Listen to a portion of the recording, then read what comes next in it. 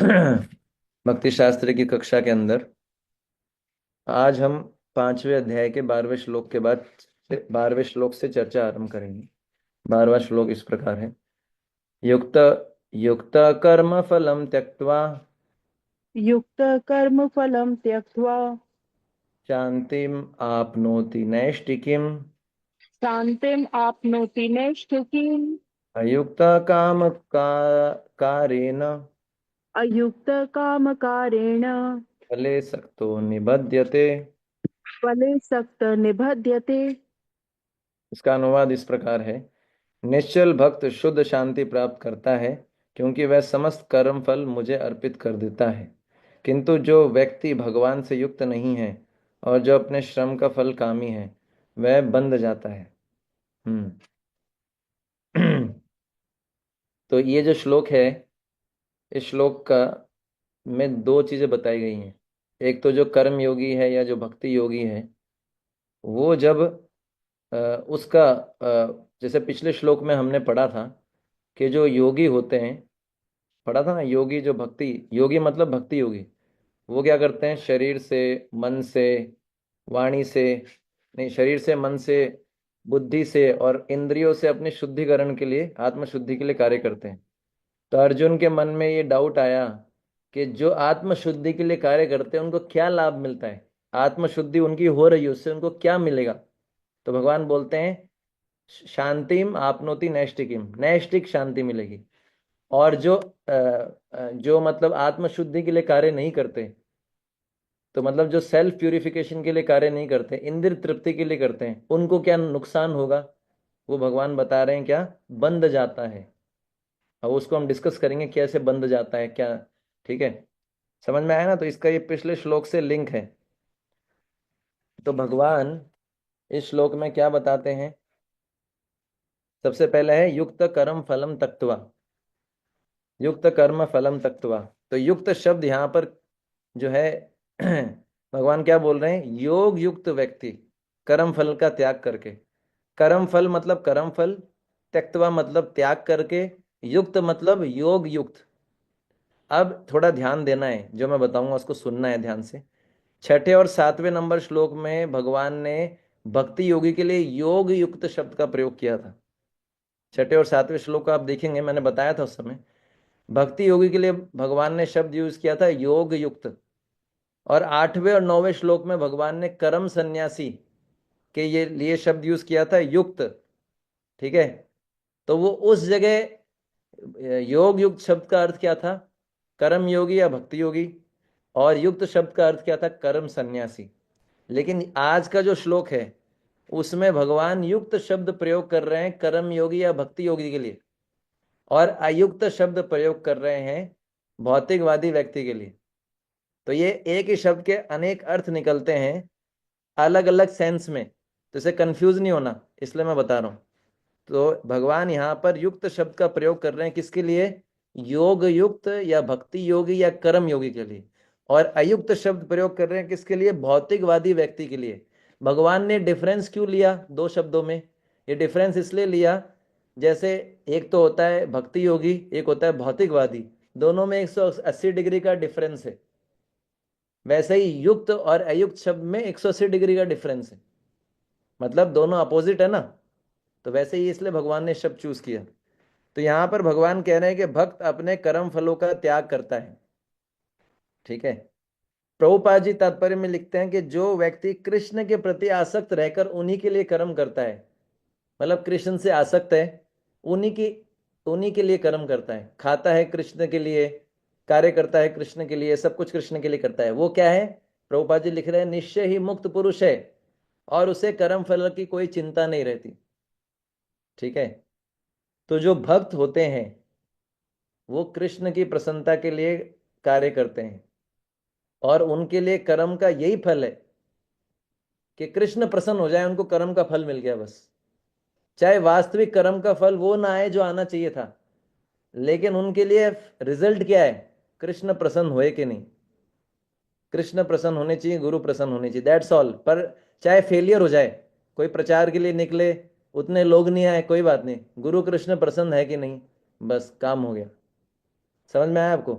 तो इस प्रकार से कृष्ण कह रहे हैं कि भक्त अपने कर्म फल की चिंता इसलिए नहीं करते क्योंकि उन्हें केवल कृष्ण या गुरु को प्रसन्न करने की चिंता रहती। इसलिए उनको इसलिए उनको जो है कर्म फल की चिंता नहीं रहती, क्योंकि उनके लिए सबसे बड़ी चिंता क्या है? कैसे गुरु कृष्ण प्रसन्न हो। इसलिए उनको कर्म फल की चिंता नहीं रहती, क्योंकि अगर ये हो गया, कृष्ण प्रसन्न हो गए, तो फिर सब कुछ हो गया, फिर और क्या चाहिए। समझ में आया? आगे चलते हैं। शांतिम आपनोति नैष्टिकीम, तो उसको नैष्टिक शांति मिलती है। ठीक है ना? अब ये समझने वाला है कि ये नैष्टिक शांति क्या होती है। ये तृप्ति, जिसको बोलते हैं स्थिर तृप्ति, स्टेडी पीस इंग्लिश में, स्थिर तृप्ति या नैष्टिक शांति। ठीक है? ये कैसी होती है प्रभु जी? इसका कुछ कुछ फील फील फील करवाइए ना, कैसी होती है। अब ये तो हम टेक्निकली सुन रहे हैं, लेकिन ये होती क्या है? देखिए, पहले समझना पड़ेगा कि संसार में जो शांति है वो क्या है, फिर नैष्टिक शांति है वो क्या है, तब समझ में आएगा। आपको देखे, आपने देखा होगा कि संसार में लोग क्या बोलते हैं, हमको शांति चाहिए जी। सब लोग बोलते हैं ना, मंदिर भी इतने इसलिए लोग आते हैं, बोले क्या चाहिए? थोड़ी सी शांति मिल जाए बस, मन की शांति महाराज, मन की शांति मिल जाए बस, हमको और कुछ नहीं चाहिए।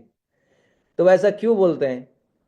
क्योंकि भौतिक संसार में क्या होता है कि दुखों का सागर है, ये तो आप सब जानते हैं, दुख मिलता रहता है। ठीक है ना? तो भौतिक संसार में असली शांति नहीं है। जब दो दुखों के बीच में थोड़ा गैप होता है, जब दुख नहीं मिलता, तो उसको क्या लगता है? शांति। जैसे एक व्यक्ति की आपने गर्दन पकड़ी और पानी में डुबो दिया, उसको कैसा लगेगा? थोड़ी देर बाद बचाओ बचाओ, उसको बोला बाहर निकालो। जैसे इसको बाहर निकालेंगे कैसा लगेगा उसको? है ना? जैसे जब हमारी 16 माला हो जाती है तो हमारे साथ ये फीलिंग आती है ना, आज का काम खत्म। ऐसा आता है ना मन में, कितना बोझा कम लगता है ना। ये क्षणिक, ये वाली शांति वो भौतिकवादी लोग अनुभव करते हैं। हालांकि चैंटिंग दुख नहीं देता, लेकिन मैं बता रहा हूं। तो भौतिक जगत में क्या होता है, पानी में डाला किसी का गर्दन, फिर बाहर निकाला, उसको क्या लगेगा? हा हा हा। क्योंकि अब दोबारा उसी गर्दन पानी में डाल दी, फिर क्या होगा? फिर से वही। तो दो दो बार पानी में डालने से पहले बीच का जो फेज था, जब पानी से बाहर निकाला था, उसको क्या लगता है? जब दुख नहीं था, कितनी शांति है। भौतिक संसार में इसी को शांति बोलते हैं। आप प्रभुपाद जी उदाहरण देते हैं कि अगर कोई व्यक्ति हॉस्पिटल में है, उसके बहुत सारी सुइयां लगी हुई है, उससे पूछो कैसे हो, है ना? तो क्या बोलेगा, कैसा लग रहा है? बोले बड़ी शांति मिल रही है। आप लोगों से पूछोगे ना कैसे हो, बढ़िया हूं। क्या बढ़िया हो? इस संसार में हो तो क्या बढ़िया हो? अंटिल अनलेस आप भगवान के लिए समर्पित नहीं, तो क्या बढ़िया हो? कुछ बढ़िया नहीं हो। लेकिन क्या बोलता है? I am fine, how are you? I am fine, ऐसा बोलते हैं ना सब। तो इस भौतिक जगत में ये शांति है जो कि क्षणिक है, जो स्थिर नहीं है। ठीक है ना? ये असली शांति नहीं है। और जो लोग बोलते हैं ना, जो भक्ति नहीं कर रहे और जो बोलते हैं मैं बहुत शांत हूं, मैं सुखी हूं, वो अज्ञान में सुखी है। एक जो ऑस्ट्रिच देखा है ना, ऑस्ट्रिच क्या बोलते हैं, शुतुरमुर्ग, वो अपनी गर्दन जो है वो जमीन में डाल लेता है। जब उसके सामने शेर आता है तो सोचता है शेर गायब, गर्दन जमीन में डाल ली। तो ये जो भौतिकवादी लोग होते हैं ना, वो सोचते हैं कि भाई मृत्यु मृत्यु को भूल जाते हैं, उनको लगता है शांति है।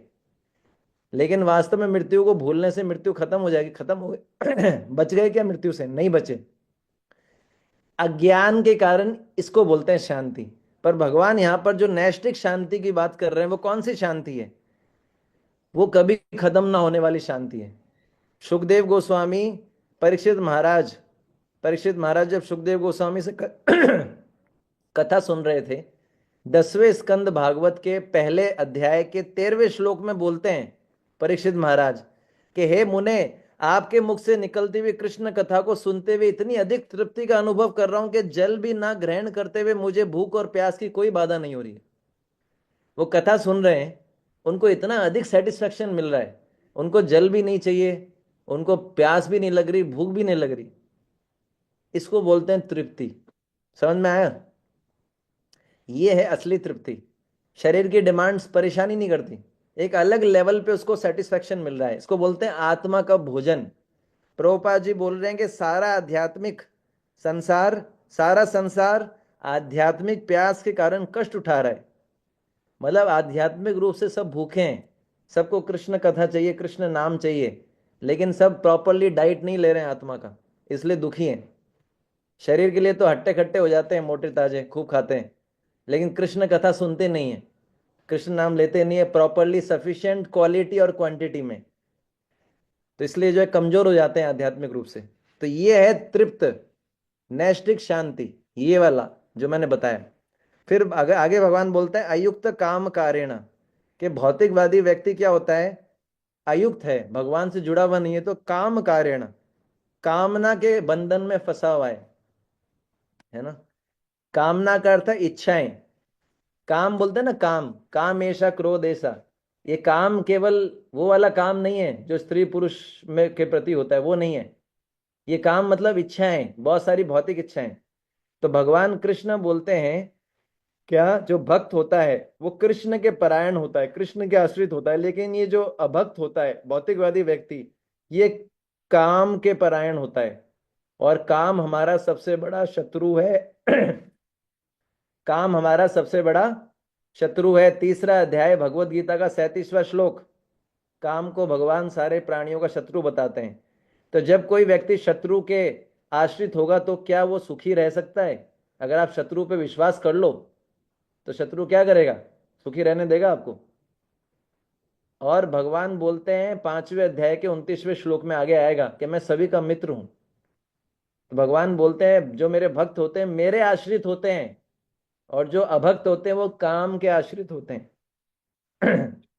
तो अयुक्त काम कार्यण का अर्थ क्या है, जो भौतिकवादी व्यक्ति हैं, जो भक्त नहीं है, वो काम के आश्रित होते हैं, काम के कारण, इच्छाओं के कारण, भौतिक इच्छाओं के कारण क्या होते हैं, बंधे हुए होते हैं। फिर भगवान बोलते हैं फले सक्तो, फले सक्तो का अर्थ है अभक्त। अपने कर्म के फल के प्रति आसक्त रहता है। फले सक्तो मतलब फल के प्रति आसक्त, है ना। तो उसकी पहले इच्छा होती है, अभक्त की इच्छा रहती है, उसकी कोई कामना रहती है, वो इंद्रिय तृप्ति करना चाहता है, इसलिए वो क्या करता है, कर्म फल के प्रति आसक्त रहता है। ठीक है ना। तो एक तो है कृष्ण के प्रति आसक्त, एक क्या है, कर्मों के फलों के प्रति आसक्त। ये दो प्रकार की कैटेगरी है ना। तो जो अपने फलों के प्रति आसक्त है, फले सक्तो, उसका क्या रिजल्ट होता है, निबध्यते, बंध जाता है वो बंध जाता है। समझ गए आप, किससे बंध जाता है, जन्म मृत्यु अशांति और अनेक प्रकार अनेक प्रकार के दुखों से बंध जाता है।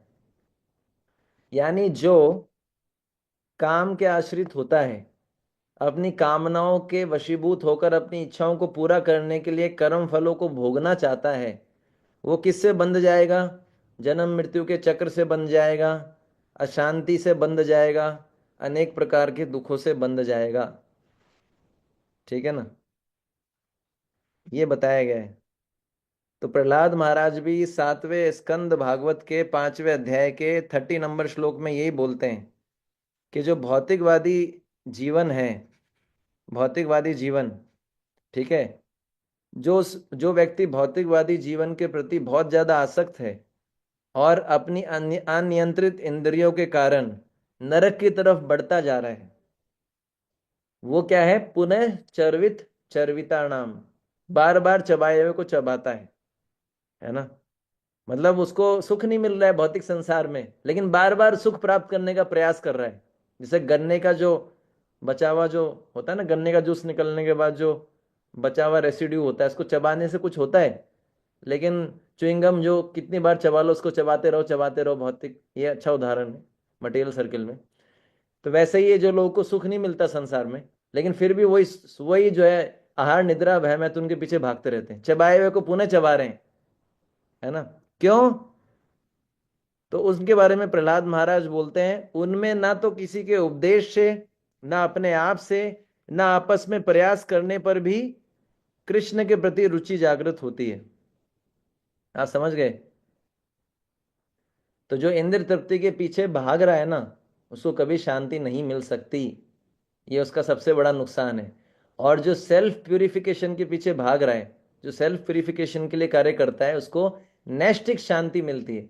और जो इंद्र तृप्ति के पीछे कार्य करता है, उसको क्या मिलता है? दुख, अशांति, जन्म मृत्यु का चक्र। ये कंक्लूजन में मैंने बताया श्लोक में जो भगवान बोल रहे हैं। ठीक है ना? अब हम अगले श्लोक पे चलेंगे। अगला श्लोक है, सर्वकर्माणि मनसा सर्वकर्माणि मनसा संन्यस संन्यस्यास्ते सुखम वसी संन्यस्यास्ते सुखं वशी नवद्वारे पुरे देहि नवद्वारे पुरे देहि एवं कुर्वन् कारयन्। नैव कुर्वन् कारयन्। अनुवाद: जब देहधारी जीवात्मा अपनी प्रकृति को वश में कर लेता है और मन से समस्त कर्मों का परित्याग कर देता है, तब वह 9 द्वारे वाले नगर, भौतिक शरीर में बिना कुछ किए कराए सुखपूर्वक रहता है। ठीक है ना? तो पिछले श्लोक में भगवान ने बताया था कि जो भक्ति योगी है वो किस प्रकार से कर्म बंधन से मुक्त होता है। कैसे बंधन से मुक्त होता है? वो क्या करता है? कृष्ण के लिए ही सारे कार्य करता है। हम्म क्या करता है? कृष्ण की प्रसन्नता के लिए कार्य करता है। युक्त, मैंने बताया था, युक्त बताया था ना, युक्त शब्द। वो कृष्ण के प्रसन्नता के लिए सारे कार्य करता है। उसकी चिंता अपने कर्म फलों के प्रति नहीं होती। ये होती है कैसे कृष्ण प्रसन्न होंगे, तो उसको क्या मिलती है? नैष्टिक शांति। ये हमने पिछले श्लोक में डिस्कस किया था। और वो कर्म बंधन में नहीं बनता। तो जब अर्जुन ने ये बात सुनी, तो अर्जुन के मन में डाउट आया कि ये तो आपने बता दिया कि कर्म योगी या भक्ति योगी कैसे जो है कर्म बंधन से मुक्त हो जाता है, पर जो दूसरा कैटेगरी था, कौन सा था दूसरा कैटेगरी जो हमने पढ़ा था? कर्म सन्यासी। हाँ, कर्म सन्यासी। तो जो आप कर्म सन्यासी, आपने बताया कि इन दोनों से, दोनों विधियों से, हम्म तो ये तो आपने बता दिया कि कर्म योगी या भक्ति योगी कैसे जो है कर्म बंधन से मुक्त होता है, पर कर्म सन्यासी कैसे कर्म बंधन से मुक्त होता है, ये थोड़ा डिटेल में बताइए। तो भगवान इस श्लोक में बता रहे हैं कि कर्म सन्यासी जो है किस प्रकार से जो है बंधन से मुक्त होता है। तो इसमें बता रहे हैं, ये श्लोक किसके लिए है? कर्म सन्यासी के लिए। तो इसका इसका जो है पहला क्या है? सर्व कर्माणि मनसा संन्यस्य। सर्व कर्माणि का मतलब है सारे कार्य, मनसा मतलब मन से, संन्यास्य का अर्थ होता है त्याग करना, है ना? समस्त कर्मों का मन से त्याग करना, यानी वो कर्म सन्यासी अपने सारे कार्यों का मन से त्याग कर देता है। इसका अर्थ क्या है ना? कर्म सन्यासी जो होता है, मैंने बताया था, व्यवहार में तो कोई कार्य करता नहीं है, प्रैक्टिकली कोई कार्य नहीं करता। वो क्या करता है? एकांत में निवास करते हुए एकांत में रहता है और ध्यान का अभ्यास करता है, ध्यान ध्यान योग करता है। ठीक है? और जितने भी उसकी शरीर, मतलब जो उसका शरीर है और जो उसकी इंद्रियां हैं, उसके जितने कार्य होते हैं, उन कार्यों को, उन कार्यों में वह ये मानता है कि मैं कुछ नहीं कर रहा हूं। जैसे मैंने 8वें और 9वें नंबर श्लोक में 13 प्रकार के कार्य बताए थे। देखना, स्पर्श करना, सूंघना, चाटना, ओ भोजन लेना, ये सब बताया था ना आपको पहले 8वें और 9वें श्लोक में। तो वही सब, वो सब क्या, ये सब कार्यों में रहते हुए भी क्या सोचता है? कि मैं नहीं कर रहा हूं। तत्व का चिंतन, मैंने बताया तत्व का चिंतन करता है। वो ये मानता है कि मैं आत्मा हूं, मैं ये नहीं कर रहा हूं। ये विधि थोड़ी कठिन है, मैंने उस समय भी बताया था। तो जो कर्म सन्यासी होता है, वो ये वो ये सोचता है कि मैं कुछ भी नहीं कर रहा हूं। तो इसलिए भगवान बोल रहे हैं कि वह समस्त कर्मों का मन के द्वारा त्याग करता है। वो ये मानता नहीं कि मैं कर रहा हूं, है ना? वो ये क्या मानता है? मैं नहीं कर रहा हूं। और फिर आगे क्या बोलते हैं भगवान? आसते सुखम, यानी वह सुख पूर्वक रहता है। अब जैसे मैंने बताया था पिछले श्लोक में, जो भौतिकवादी व्यक्ति होता है, वो क्या चाहता है? अपनी इच्छाओं को पूरा करना चाहता है, इंद्रिय तृप्ति की जो इच्छा है। ये संसार ऐसा बना है कि इसमें किसी की भी पूरी इच्छा हो ही नहीं सकती, पूरी कभी भी। और जब किसी व्यक्ति की इच्छा पूरी नहीं होती तो उसको क्या लगता है? उसको क्या फीलिंग आती है? या तो उसको गुस्सा आएगा, या उसको फ्रस्ट्रेशन होगा। उसको लगेगा कि क्या हो रहा है संसार में, संसार मेरे साथ ही ऐसा क्यों हो रहा है, वो दुखी हो जाएगा। इसलिए लोग दुखी होते हैं, क्योंकि उनकी इच्छाओं की पूर्ति नहीं होती, भौतिक इच्छाओं की। ठीक है। लेकिन कर्म सन्यासी क्या सोचता है? कर्म सन्यासी को इस बात की कोई चिंता नहीं रहती उसे क्या करना है क्या नहीं करना है।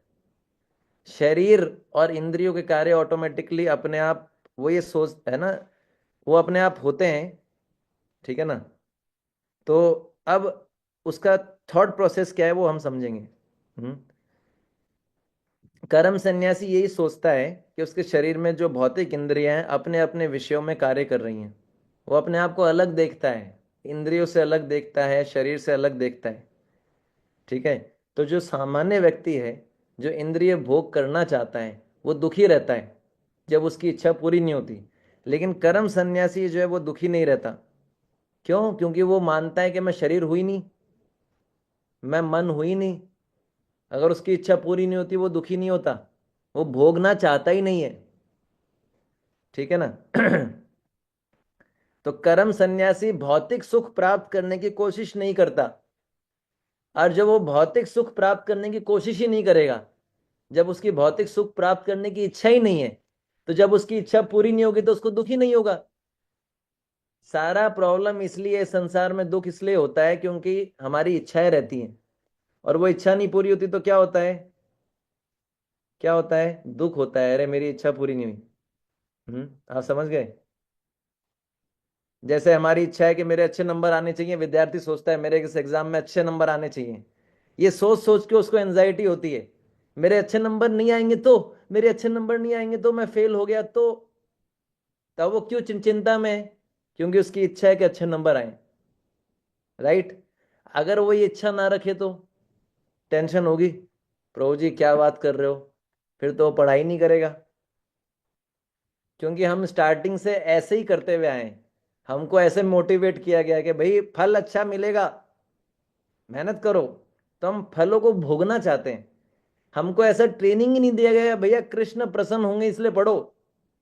जब हम ये सोचेंगे कि कृष्ण प्रसन्न होंगे, मैं कैसे कृष्ण को प्रसन्न करूं अपनी पढ़ाई के माध्यम से, ये गलत बात नहीं है। अच्छा रिजल्ट की इच्छा रखना ही खराब नहीं है, लेकिन इससे आसक्त नहीं हो जाना चाहिए। अच्छा रिजल्ट आए ना आए वो मेरे हाथ में नहीं है। कर्मण्यवाधिकारेषु मा फलेषु कदाचन। मुझे क्या करना है? मेरे को अपना बेस्ट एफर्ट डालना है ताकि कृष्ण प्रसन्न हो। अगर हम ऐसा करेंगे और हमारा रिजल्ट अच्छा नहीं भी आएगा तो भी हम फ्रस्ट्रेट नहीं होंगे। इसलिए बोला जाता है, मटेरियल सर्किल में बोला जाता है,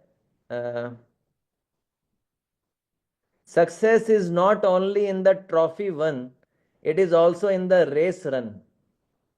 समझ में आया? सक्सेस केवल इनाम जीतने में नहीं है, सक्सेस मतलब रेस दौड़ने में भी सक्सेस है। समझ में आया?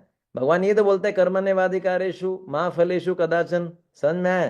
तो हमारी इच्छा है, वो अच्छे नंबर लाने की इच्छा हमारे अशांति का कारण बनती है, क्योंकि हम उससे आसक्त हो जाते हैं।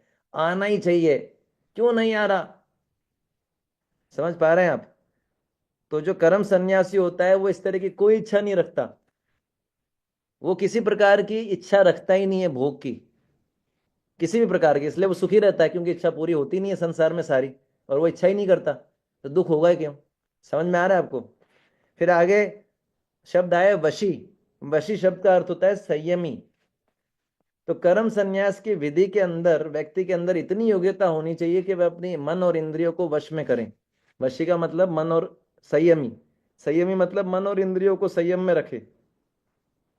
ठीक है ना। गीता के छठे अध्याय के 19वें श्लोक में भगवान कहते हैं कि एक वायु रहित स्थान में दीपक जो होता है ना, दीपक, उसकी लौ देखिए आपने, कभी हिलती डुलती नहीं है, देखा है ना? जलता रहता है कंटिन्यूस।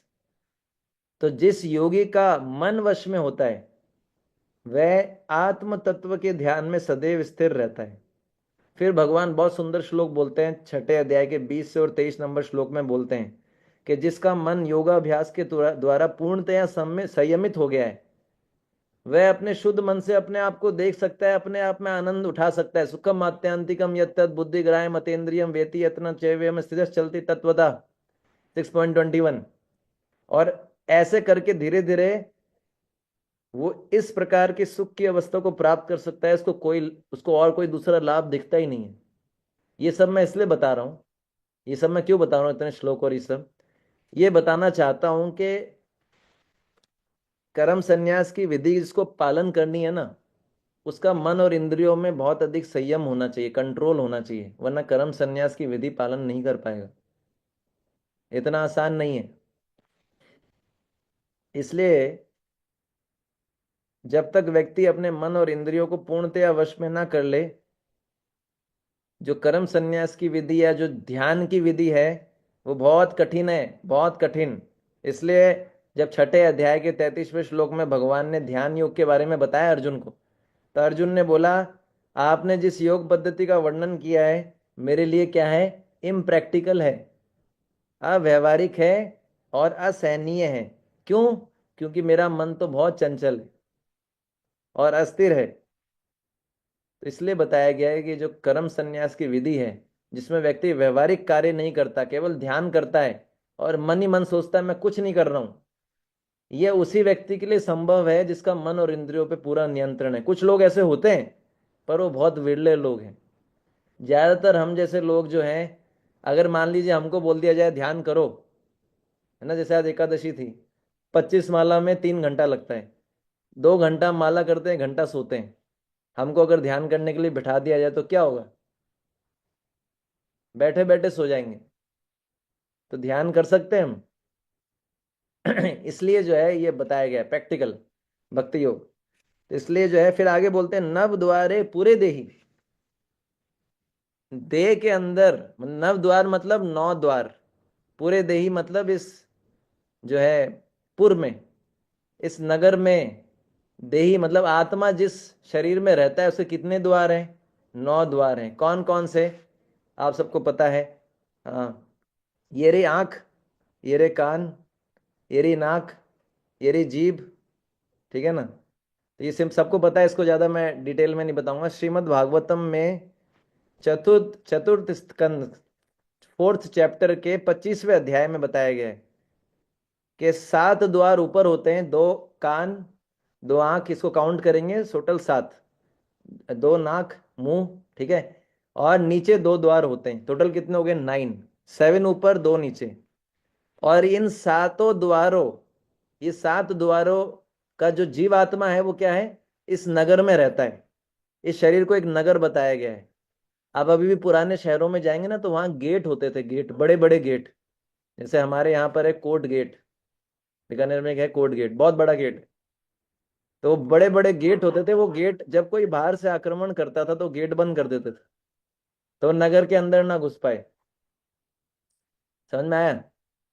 तो उसी प्रकार से यहाँ पर 9 द्वार हैं। और इन द्वारों के माध्यम से क्या होता है, भगवान ने 9 द्वार का उदाहरण क्यों दिया है? जो आपने गेट देखे, पुराने गेट होते हैं, बड़े बड़े गेट होते हैं, उसके सामने आदमी कितने दिखते हैं।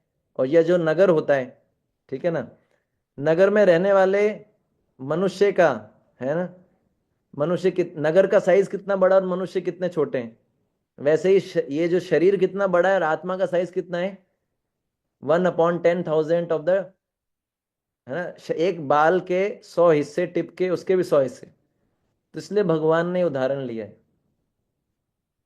समझ में आया आपको? ये 9 द्वार वाला उदाहरण क्यों लिया है? क्योंकि आत्मा का साइज शरीर के मामले में बहुत छोटा है। जिस प्रकार से नगर में रहने वाले व्यक्ति का साइज नगर की तुलना में बहुत छोटा है, ठीक है।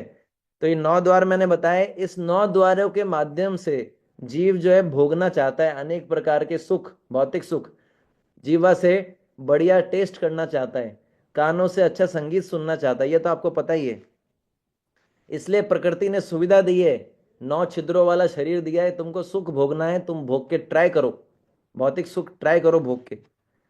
परंतु जो यहां पर बताए आपने पढ़ेंगे ना, नारद नारद जी राजा प्राचीन भरी को पुरंजन की कथा सुनाते हैं, भागवतम में आता है, उसमें बताते हैं पुरंजन राजा जो है 9 द्वारों इस नगरी में रहता था, इन 9 द्वारों का प्रयोग करता था, किस लिए, अपने भोग के लिए। पर यहां पर जो कर्म सन्यासी है उसके पास भी 9 द्वार हैं, लेकिन वो भोग नहीं भोगना चाहता, वो शरीर से के बंधन से निकलना चाहता है, इसलिए वो सुख पूर्वक रहता है। इससे पहले भगवान ने बोला ना, इससे पहले भगवान ने बोला था या आस्ते सुखम। आस्ते सुखम शब्द आया है। कर्म सन्यासी अपने शरीर में रहते हुए क्यों सुखी रहता है? क्योंकि वो भोग नहीं करना चाहता अपने द्वारों के द्वारा, इसलिए वो सुखी रहता है। वो शरीर का सुख नहीं लेना चाहता, इंद्रियों का सुख नहीं लेना चाहता, वो आत्मा का सुख लेना चाहता है। और वह शरीर के सुख को दुख प्राप्ति का कारण मानता है।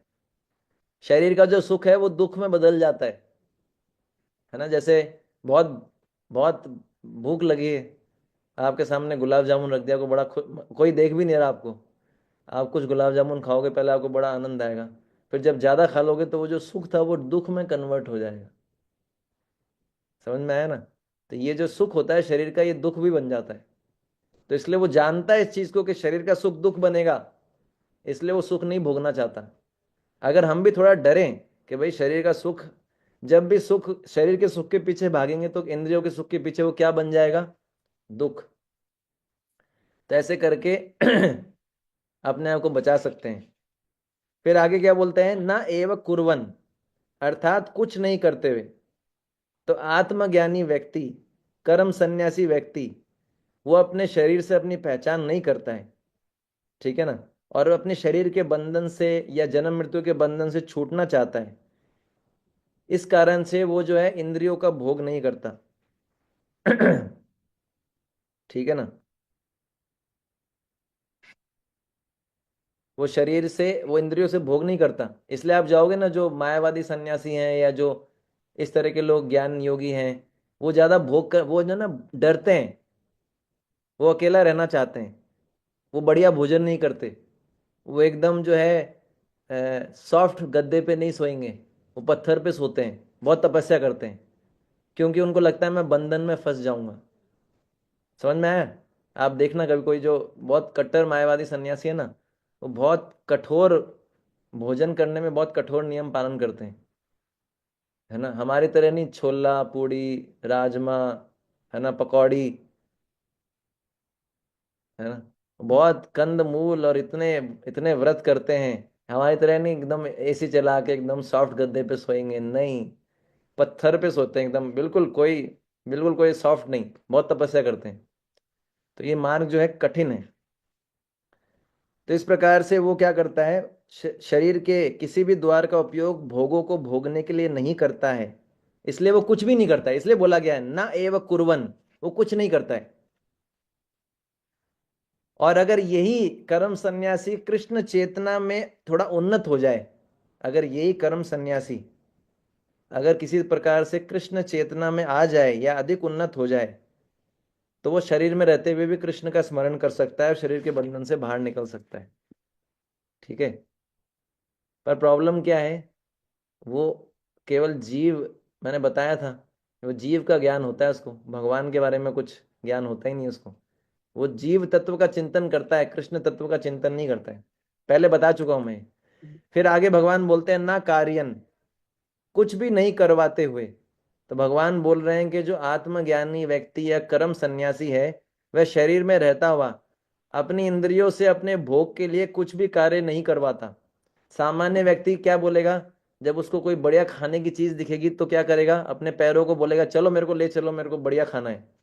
प्रभुपाद जी उदाहरण देते हैं, है ना, कि जापान के अंदर एक एक चिड़िया को फ्राई करके खाते हैं, एक लेक्चर में बताते हैं। उस चिड़िया को खाने के लिए लोग 20-20 30-30 किलोमीटर से आते हैं। एक होटल है, वो इस चिड़िया को फ्राई करके देता है, और वो अपनी बस भेजते हैं। उस बस के अंदर लोग बैठ के 20-20 30-30 किलोमीटर से आते हैं वो चिड़िया को खाने के लिए, फ्राइड बर्ड। क्यों? तो वो मतलब जो आत्मज्ञानी व्यक्ति है, वो अपनी इंद्रियों को भोग करने के लिए कभी आदेश नहीं देता है। लेकिन जो सामान्य व्यक्ति है, वो जो है अपनी इंद्रियों से भोग करने के लिए उनको आदेश देता रहता है, पैर इधर चलो, आंखें इधर देखो, इस प्रकार से। तो कृष्ण कह रहे हैं कि आत्मज्ञानी व्यक्ति अपनी इंद्रियों से अपने भोग के लिए कोई कार्य नहीं करवाता। इंद्रियों को कभी बोलता ही नहीं है भोग करने के लिए, इंद्रियों को बोलता है भोग नहीं करना है। ठीक है ना, ये बताना चाहते हैं। ठीक है। अब हम अगले श्लोक पे चलते हैं। 5.14।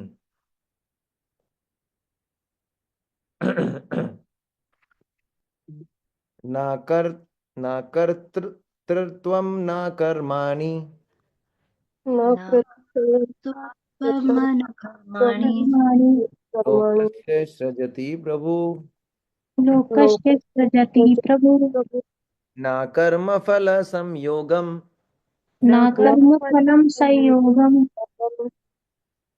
स्वभावस्तु प्रवर्तते। स्वभावस्तु प्रवर्तते। प्रवर्तते तत् अनुवाद। शरीर रूपी नगर का स्वामी देहधारी जीवात्मा ना तो कर्म का सृजन करता है, ना लोगों को कर्म करने के लिए प्रेरित करता है, ना ही कर्म फल की रचना करता है। ये तो सब प्रकृति के गुणों द्वारा किया जाता है। अब इसमें मैं जो आपको इसके दो मतलब बताऊंगा इस श्लोक के। और दो मतलब किस बेसिस पे बताऊंगा। यहां पर एक शब्द आया प्रभु। इस श्लोक में एक शब्द आया प्रभु। समझ में आया। इस प्रभु शब्द के दो अर्थ हैं, एक तो जीवात्मा, एक भगवान कृष्ण। तो दो दो अर्थ, इस दो अर्थ से दो अलग अलग व्याख्या होती है श्लोक की। मैं आपको दोनों बताऊंगा। प्रभुपाद जी ने जो अपने तात्पर्य में व्याख्या लिखी है वो आत्मा लेके लिखी है, प्रभु को आत्मा माना है। मैं आपको दोनों बताऊंगा। प्रभु को जब आत्मा लेते हैं और प्रभु को जब कृष्ण समझते हैं तो उससे क्या व्याख्या होती है। समझ में आया। तो पिछले श्लोक में भगवान ने क्या बोला कि अर्जुन कर्म सन्यासी क्या करता है, अपने मन से सारे कर्मों का परित्याग कर देता है। यही पढ़ा था हमने पिछले श्लोक में। ठीक है। अर्जुन के मन में डाउट आया कि भाई उसने मन से तो अपने, बोले भगवान उसने मन से तो अपने सभी कर्मों का त्याग कर दिया।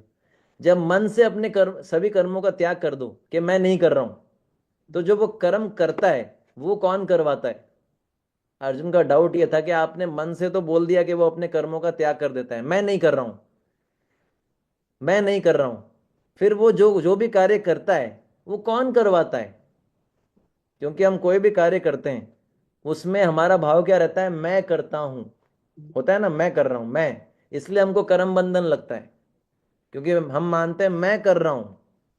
मैं फिर क्या होता है, मैं, है ना। मैं से जो मैं करते हैं वो क्या बन जाते हैं, ये बन जाते हैं। इसलिए मैं और मेरा से बचना चाहिए। तो अब अर्जुन का डाउट क्या है। अर्जुन का डाउट ये है कि भाई आप भगवान आपने बता दिया कि वो जो है अपने मन से सारे कार्यों का परित्याग कर देता है, वो मानता ही नहीं है मैं कर रहा हूं। लेकिन वो जो कार्य कर रहा है वो कौन करवाता है फिर, है ना। वो देखते हैं अभी। तो अर्जुन का डाउट ये था कि वो कार्य कहीं आप तो नहीं करवाते भगवान, क्या आप तो नहीं करवाते।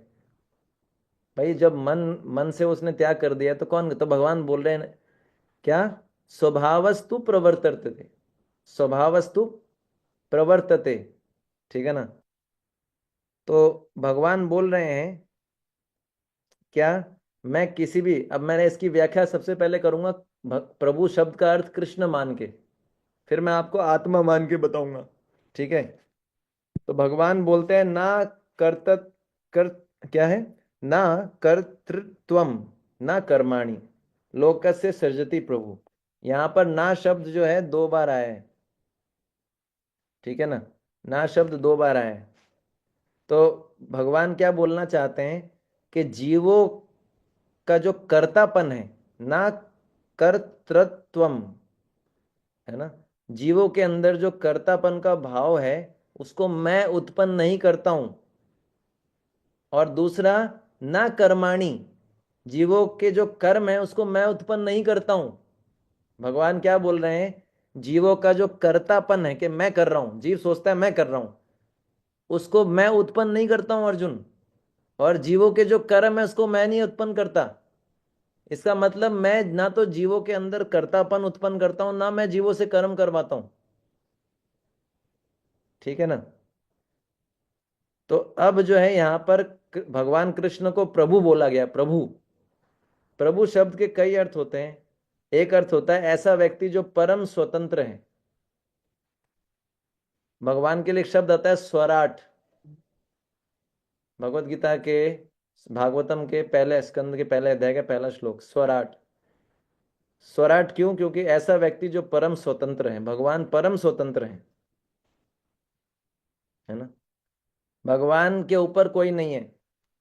हालांकि भगवान के भक्त उनको वश में कर लेते हैं, लेकिन अभी हम उस टॉपिक पर नहीं जा रहे। भगवान जो है परम स्वतंत्र हैं। बड़े बड़े देवता, ब्रह्मा जी, गणेश जी, महादेव जी, इंद्र, शेषनाग, मनु, मुनिंद्र, सरस्वती, लक्ष्मी, पार्वती, सभी उनके सामने मस्तक झुकाते हैं, है ना। तो यहां पर भगवान क्या कह रहे हैं कि वह किसी के भी अंदर, किसी भी जीव के अंदर कर्तापन उत्पन्न नहीं करते। कर्तापन का अर्थ क्या है? कर्तापन का भाव। कर्तापन का भाव मतलब मैं करने वाला हूं। जैसे हम चैंटिंग करते हैं ना, हमारी चैंटिंग खराब क्यों होती है? क्योंकि हमारे अंदर कर्तापन का भाव है। हम पूरे चैंटिंग में सोचते रहते हैं ये काम करना, ये काम करना, ये काम करना, ये काम करना, इसके बाद ये करेंगे, इसके बाद ये करेंगे। कर्तापन का भाव बहुत ज्यादा है। मैं कर रहा हूं, मैं करूंगा, ठीक है ना, ये कर्तापन का भाव। तो भगवान बोल रहे हैं मैं किसी भी जीव के अंदर कर्तापन का भाव उत्पन्न नहीं करता। क्यों नहीं उत्पन्न करता? क्योंकि हमको समझना चाहिए कर्तापन तो केवल कृष्ण में ही है। कर्ता तो कृष्ण ही है वास्तव में। क्योंकि कृष्ण जो भी करना चाहते हैं वैसा ही होता है, और जीव चाहता है ऐसा हो, लेकिन कभी ऐसा हो, आपने देखा है जीव जो चाहता है वो हमेशा हो जाता है? नहीं।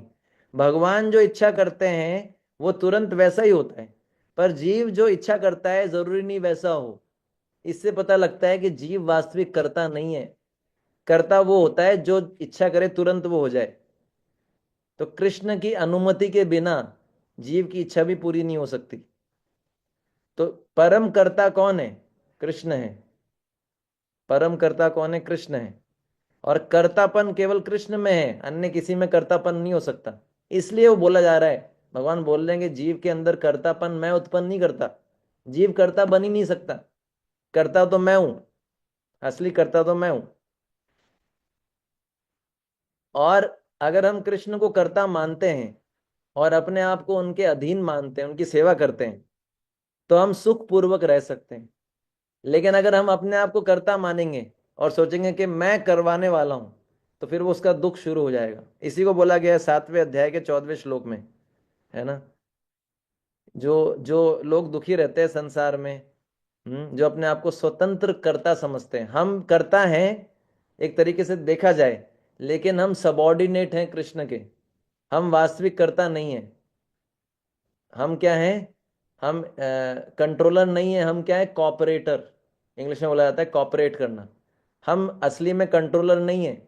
हम कॉपरेट करते हैं कृष्ण को उनके आनंद में, इसलिए हमको भी आनंद मिलता है। अगर हम कंट्रोलर बनना चाहेंगे, कर्ता बनना चाहेंगे, तो क्या होगा? दुख मिलेगा, ठीक है ना।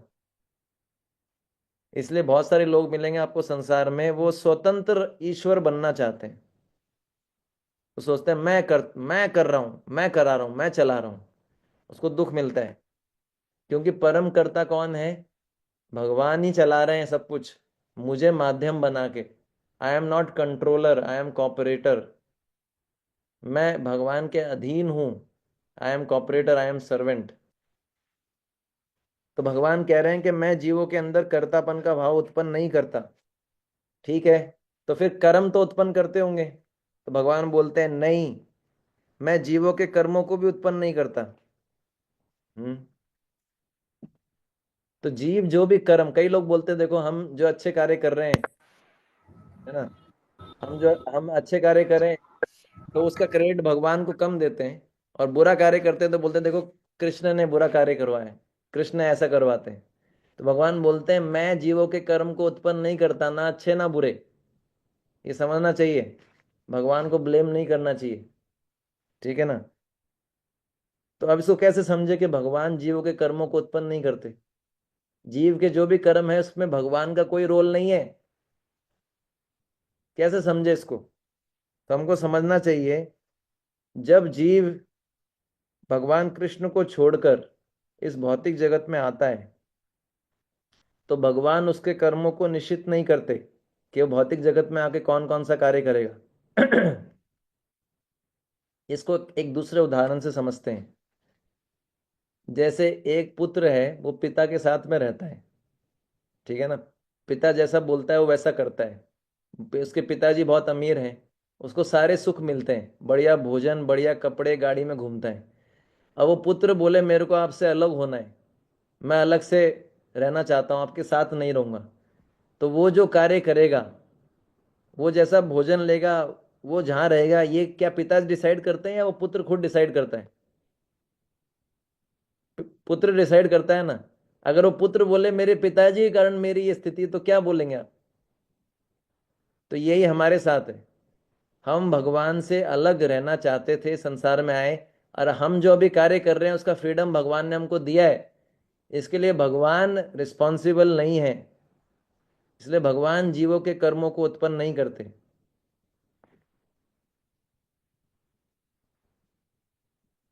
तो इसलिए जब जीव भगवान से अलग रह के संसार में आता है, तो उसको कौन सी योनि प्राप्त होगी, कौन सा कार्य करना है, ये भगवान नहीं करते। ये जीव का खुद का चुनाव है, ये उसकी खुद की इच्छा है। भगवान को ब्लेम ना करें, भगवान ने ऐसा क्यों नहीं किया, भगवान ने ऐसा क्यों नहीं किया, भगवान को ये करना चाहिए था। नहीं, वो हमारा खुद का चुनाव है, ठीक है ना। ये समझना चाहिए। फिर आगे क्या बोला गया है? ना कर्म फल संयोगम लोकस्य सृजति प्रभु। भगवान कृष्ण जीवों के कर्म फल के संयोग भी नहीं बनाते। कर्म फल के संयोग का अर्थ क्या है? जैसे आपने जज को देखा होगा, न्यायाधीश जो होता है जज, ठीक है, उसके सामने क्रिमिनल आता है, तो वो सजा सुनाते हैं ना। जो भी सजा जो पहले से फिक्स की गई है कॉन्स्टिट्यूशन में, धारा इतना जो भी है, ठीक है। तो न्यायाधीश क्या अपना निर्णय देता है या कॉन्स्टिट्यूशन के अनुसार निर्णय देता है? कॉन्स्टिट्यूशन के अनुसार देता है ना, जो पहले से कानून बना हुआ है। तो कृष्ण की व्यवस्था में विभिन्न जीवों के लिए ऐसा कोई निर्णय नहीं है। जब भगवान ने ऑलरेडी कुछ नियम पहले से बना दिए हैं, है ना, जैसे कॉन्स्टिट्यूशन बना दिया गया, भगवान डायरेक्टली इसको, मतलब प्रकृति के अनुसार सब चीजें रन कर रही है। प्रकृति से चलता है सब। तो भौतिक प्रकृति जीवों को अच्छी या बुरी योनि देती है, ये भौतिक प्रकृति भी डिसाइड करती है, और यमराज जी भी डिसाइड करते हैं किस जीव को कितना दंड मिलना है, कितना पुरस्कार मिलना है। पर इसमें पॉइंट ये कि उसमें जो है, जैसे न्यायाधीश अपना निर्णय नहीं सुनाता, कॉन्स्टिट्यूशन का निर्णय सुनाता है, ऐसे कृष्ण जो है जीवों के कर्म फल के संयोग भी नहीं बनाते। कृष्ण क्या करते हैं? कृष्ण ने एक सिस्टम बना दिया, बस वो सिस्टम के अनुसार प्रकृति जो है उसको अलग अलग प्रकार के शरीर देती रहती है। समझ में आया आपको? तो कर्म फल के संयोग भी भगवान नहीं बनाते हैं, इस न्यायाधीश के उदाहरण से हम समझ सकते हैं। फिर भगवान क्या बोलते हैं? स्वभाव तु प्रवर्तते, ये इंपॉर्टेंट है। तो ये जो जीव का स्वभाव ही कार्य करता है, यानी क्या चीज है? जीव का स्वभाव, मेन फैक्टर क्या है? जीव का स्वभाव। तो जीव का स्वभाव जीव को इफेक्ट करता है। समझ में आया आपको? तो भगवान कह रहे हैं कि ये जीव की इच्छा है कि वह कृष्ण को छोड़कर स्वतंत्र होना चाहता है, क्योंकि जीव क्या है? तटस्थता, तटस्थता शक्ति है ना। तो कभी कभी जीव के मन में इच्छा होती है कि मैं कृष्ण की सेवा करूं, तो भगवान बोलते हैं ठीक है करो। कभी कभी जीव की इच्छा होती है कृष्ण की सेवा नहीं करूं, भगवान बोलते हैं ठीक है मत करो। तो जीव तटस्थता है ना, माया की सेवा करे या कृष्ण की सेवा करे, क्योंकि जीव न्यूट्रल है, तटस्थ शक्ति, इधर भी जा सकता है इधर भी जा सकता है। समझ में आया? ये आपने कई बार सुना होगा, जीव क्या है? अंतरंगा नहीं है, बहिरंगा नहीं है, तटस्थ है। समझ में आया आपको? तो श्री कृष्ण ने जीव को स्वतंत्रता दी है कि चाहे तो आप कृष्ण की सेवा कीजिए, चाहे मत कीजिए। समझ में आया? तो अब आपका प्रश्न तो वैसा का वैसा रह गया कि कार्य कौन करता है? अगर कर्म सन्यासी मन से कोई कार्य नहीं, मन से कार्यों का त्याग कर देता है। तो कृष्ण तो कार्य करवाते नहीं है। और प्रभुपाद जी यहाँ पर प्रभु शब्द का अर्थ बता रहे हैं जीव। अभी तक जो मैंने व्याख्या बताई वो किसके अनुसार थी? कृष्ण के अनुसार। प्रभु शब्द का अर्थ अगर कृष्ण माना जाए, अगर अब प्रभु शब्द का आत्मा अर्थ माना जाए, तो क्या है इसका अर्थ? इसका अर्थ है कि जीवात्मा ना तो कोई कर्म का सृजन करता है, ना लोगों को कर्म करने के लिए प्रेरित करता है, ना ही कर्म फल की रचना करता है। तो जब जीवात्मा भी नहीं कर रहा है, जब कृष्ण भी नहीं कर रहे हैं, तो कौन कर रहा है? तो इसका उत्तर क्या है? स्वभाव प्रवर्तते। स्वभाव, ये स्वभाव क्या है? ये प्रकृति के 3 गुणों से बनता है और बदलता रहता है। ठीक है ना? तो जो जीव है वो प्रकृति के तीनों गुणों से प्रभावित होता है। और जब वो तीनों गुणों से प्रभावित होता है, कभी उसकी इच्छा करती है भक्ति करने की, कभी करती है नहीं। आप बोलोगे जीव की क्या, अब इसमें जीव का तो दोष है नहीं। जीव का एक ही प्रॉब्लम है, वो इच्छा करता है। जीव ने एक ही प्रॉब्लम की थी, सारी प्रॉब्लम यहीं से शुरू हुई कि उसने इच्छा की कि मेरे को कृष्ण से अलग रह के भोग करना है, बस डिजायर। अगर जीव इच्छा कर ले मेरे को कृष्ण की सेवा करनी है दोबारा, तो फिर क्या है? 3 गुण उसको ज्यादा प्रभावित नहीं कर पाएंगे। सारा खेल है जीव का, गलती कहाँ है? इच्छा। हमारे पास एक ही फ्रीडम है, भगवान ने हमको एक ही फ्रीडम दी है, या तो तू मेरी सेवा कर या माया की सेवा कर। हर क्षण हमको ये फ्रीडम मिलेगी, हर क्षण हमको चुनाव करना है, कृष्ण की सेवा, माया की सेवा, कृष्ण की सेवा, माया की सेवा। और जब हम 100% कृष्णा कॉन्शियस हो जाएंगे, तो हम हर क्षण किसको चूज करेंगे? कृष्ण की सेवा। इतने हद तक अपने आप को ट्रेंड करना है। बताइए कितना आसान काम है ना? आसान काम। अभी हम 80-90% क्या करते हैं? माया की सेवा, मतलब आप नहीं मैं। और 10% क्या करते हैं? कृष्ण की सेवा। जब 90, जब उल्टा हो जाएगा तब हमारा काम कुछ आसान होगा। ठीक है? तो ये हो गया।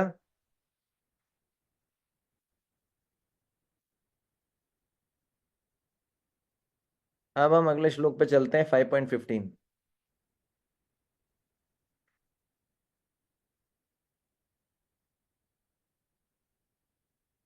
ठीक है ना?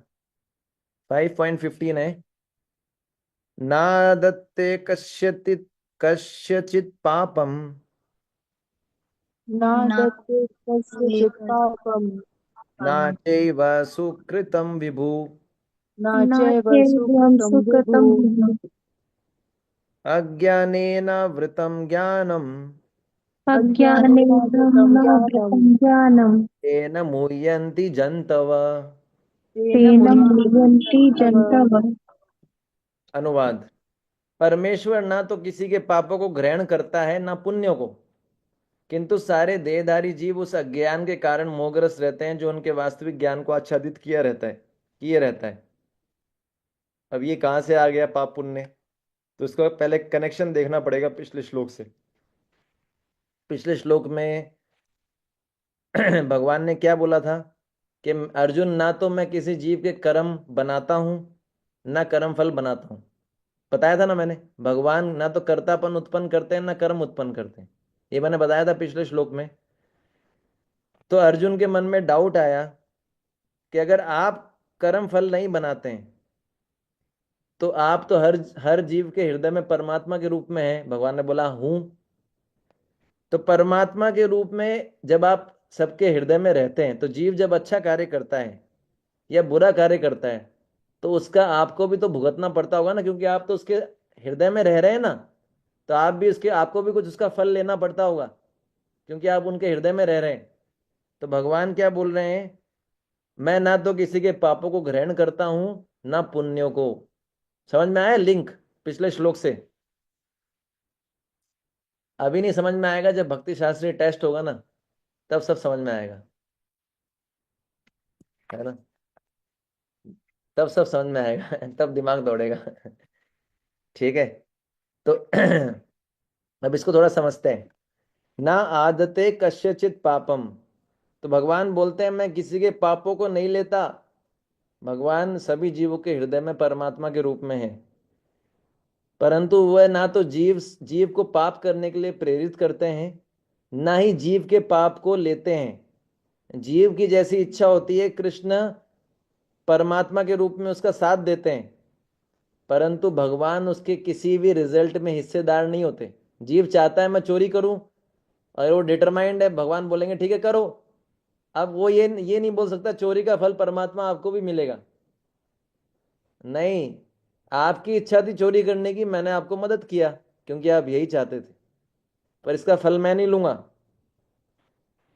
तो श्री कृष्ण जो है जीव को पापों से छुड़ाने के लिए तैयार है, यदि जीव उनकी शरण ले। परंतु यदि जीव श्री कृष्ण की शरण नहीं लेता तो जीव के जितने भी कर्म है उसके लिए कौन जिम्मेदार है? जीव स्वयं।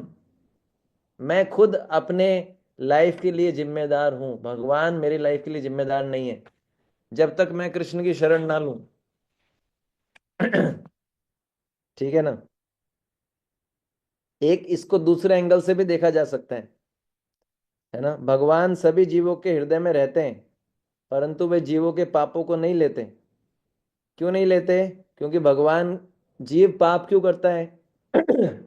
इंद्रिय तृप्ति की कामना के कारण। भगवान की इंद्रिय तृप्ति की कामना है नहीं, तो भगवान को पाप लग ही नहीं सकता, है ना? और ये भी बताया गया कि भगवान इतने शक्तिशाली हैं कि क्या पापों का उनके ऊपर कोई भी प्रभाव नहीं पड़ता। ऐसा बताया गया है कि अगर भगवान कृष्ण का कीर्तन हो, भगवान कृष्ण के कीर्तन की शक्ति से करोड़ों जन्मों के पाप नष्ट हो सकते हैं। एक ग्रंथ आता है जिसका नाम है हरि भक्ति सुधोदय, उसमें बताया गया है कि कृष्ण भगवान के कीर्तन में इतनी ताकत है कि करोड़ जन्मों के पाप नष्ट हो सकते हैं। जब कृष्ण के कीर्तन में इतनी ताकत है तो कृष्ण में कितनी ताकत होगी? समझ में आया आपको? तो एक तथाकथित धर्म है, मैं उसका नाम डायरेक्टली नहीं लूंगा, उसमें जो है वो ऐसा बताते हैं कि भगवान कृष्ण को नरक जाना पड़ा था, उनको जो है नरक का मुंह देखना पड़ा था। उनको उस धर्म में कृष्ण को ईश्वर नहीं माना जाता, और उसमें बताया जाता है कि कृष्ण ने महाभारत का युद्ध कराया। कृष्ण ने महाभारत का युद्ध कराया इसलिए उनको नरक की प्राप्ति हुई। ये बहुत बड़ा अज्ञान है। कृष्ण का नाम इतना शक्तिशाली है कि अजामिल ने कृष्ण का नाम लिया, उनको नरक में जाने से रक्षा हो गई, और कृष्ण नरक में जाएंगे। कितना बड़ा अज्ञान है। एक ऐसा तथाकथित सो कॉल्ड धर्म है जो बहुत फेमस है, उसमें लोग ऐसा बोलते हैं कि कृष्ण ने महाभारत का युद्ध कराया, उनको नरक की प्राप्ति हुई। ठीक है?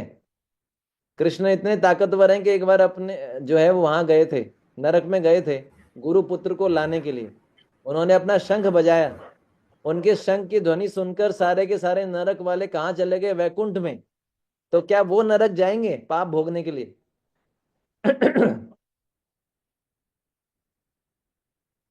तो ये प्रॉब्लम है। हाँ, ठीक है, फिर आगे। हरी हरे कृष्ण। ये ये अफवाह किसने फैलाई, थोड़ा हमें बताएंगे कौन सी किताब में है, किसने लिखा है ऐसे बात? आप ही बता दीजिए, हम लोग सुन ले। जब लाइव खत्म हो जाएगा ना तब मैं बताऊंगा, आप पूछना लास्ट में यूट्यूब लाइव ऑफ करके। एक तथाकथित धर्म है, बहुत फेमस है, जब लाइव एंड हो जाए। ठीक है। ठीक है ना? लास्ट में याद दिलाइएगा, ना च एव सकृतम विभु। श्री कृष्ण किसी के पुण्य भी नहीं लेते, तो ना तो भगवान किसी के पाप लेते हैं, ना किसी के पुण्य लेते हैं। तो हमने चर्चा किया था कि भगवान पाप कोई क्यों करता है? क्योंकि उसके अंदर इंद्रिय तृप्ति की भावना है।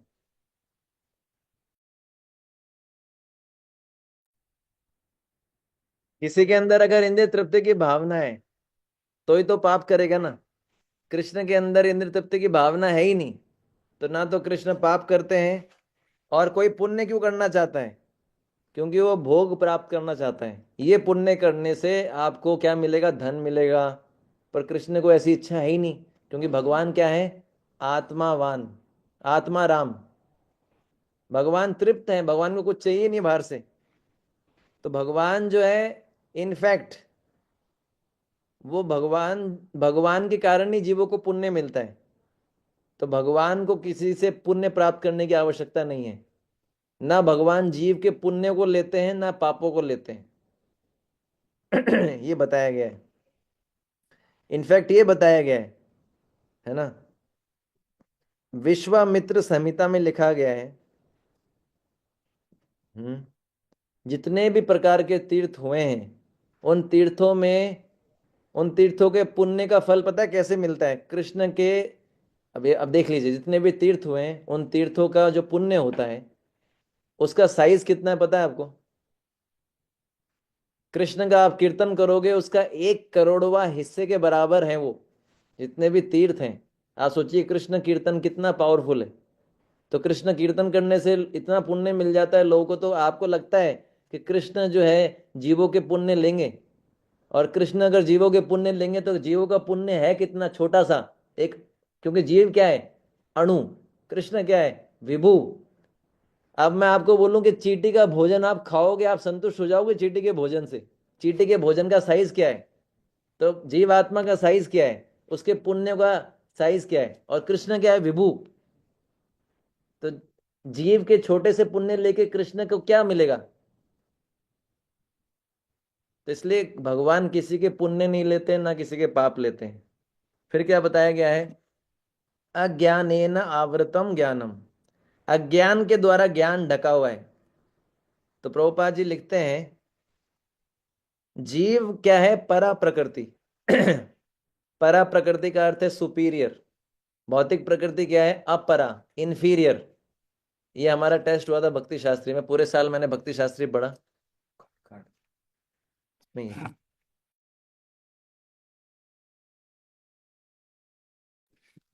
ये हमारा भक्ति शास्त्री का टेस्ट हुआ था। 1 साल भक्ति शास्त्री पढ़ने के बाद मैंने इसका गलत उत्तर दिया। परा प्रकृति और अपरा में मेरे को फर्क ही नहीं पता चला, कंफ्यूज हो गया मैं। जब एग्जाम था ना तो मैंने परा को अपरा कर दिया, अपरा को परा कर दिया।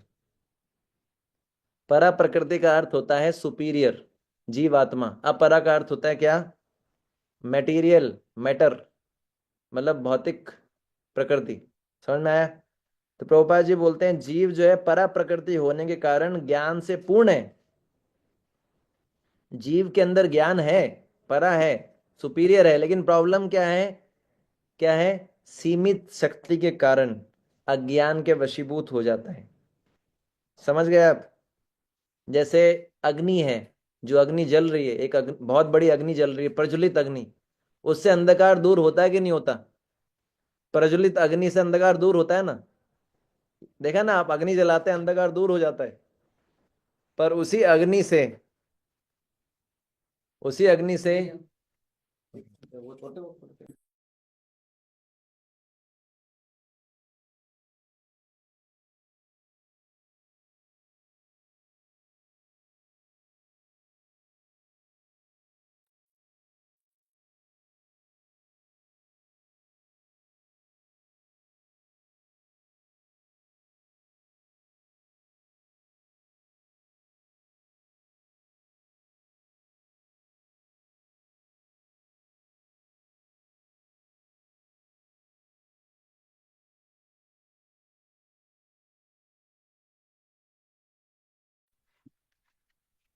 समझ में आया आपको? जैसे प्रज्वलित अग्नि होती है वो अंधकार को दूर करती है।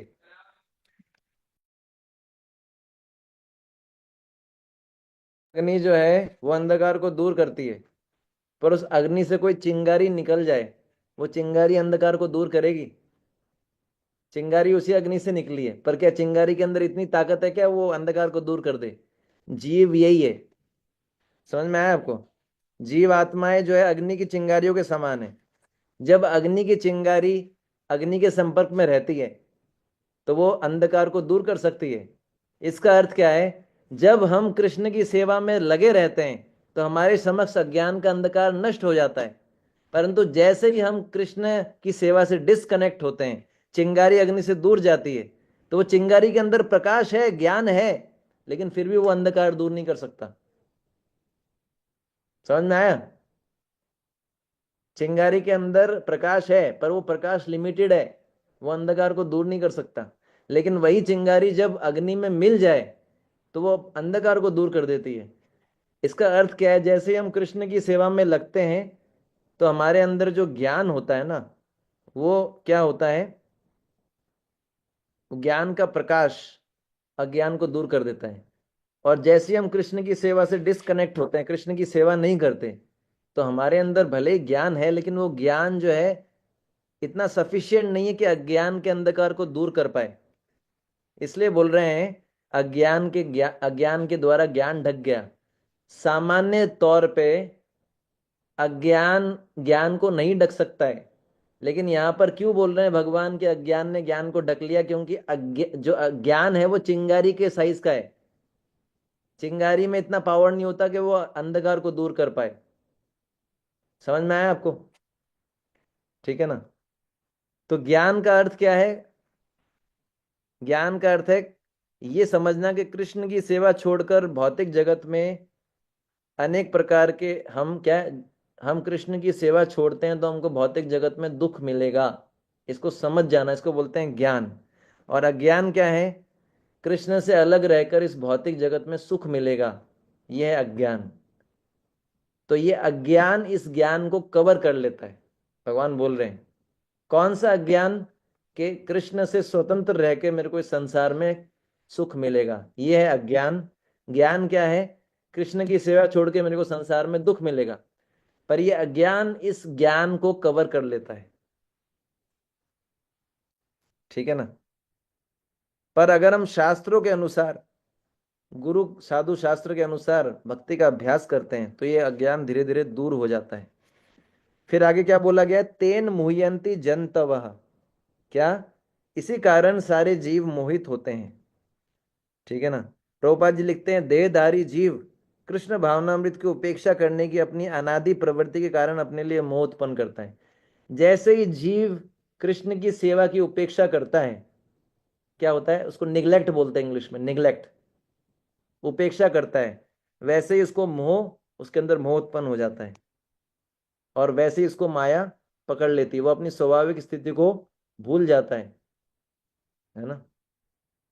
तो जीव के अंदर कृष्ण भावनामृत का जो है चिंगारी की, जीव के अंदर जो कृष्ण भावनामृत है, जो कृष्ण भावनामृत रूपी ज्ञान है, वो चिंगारी के समान है जो अभी अज्ञान के प्रभाव से ढका हुआ है।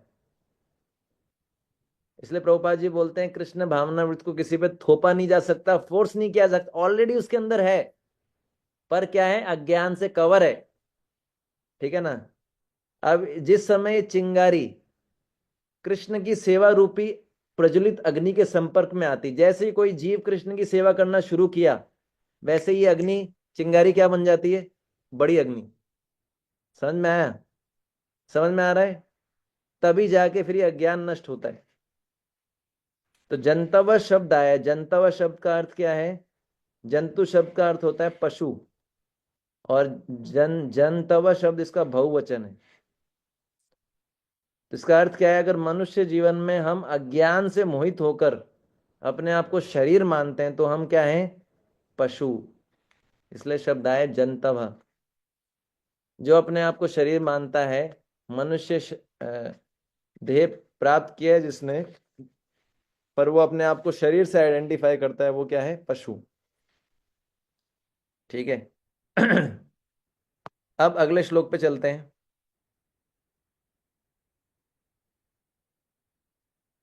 5.16।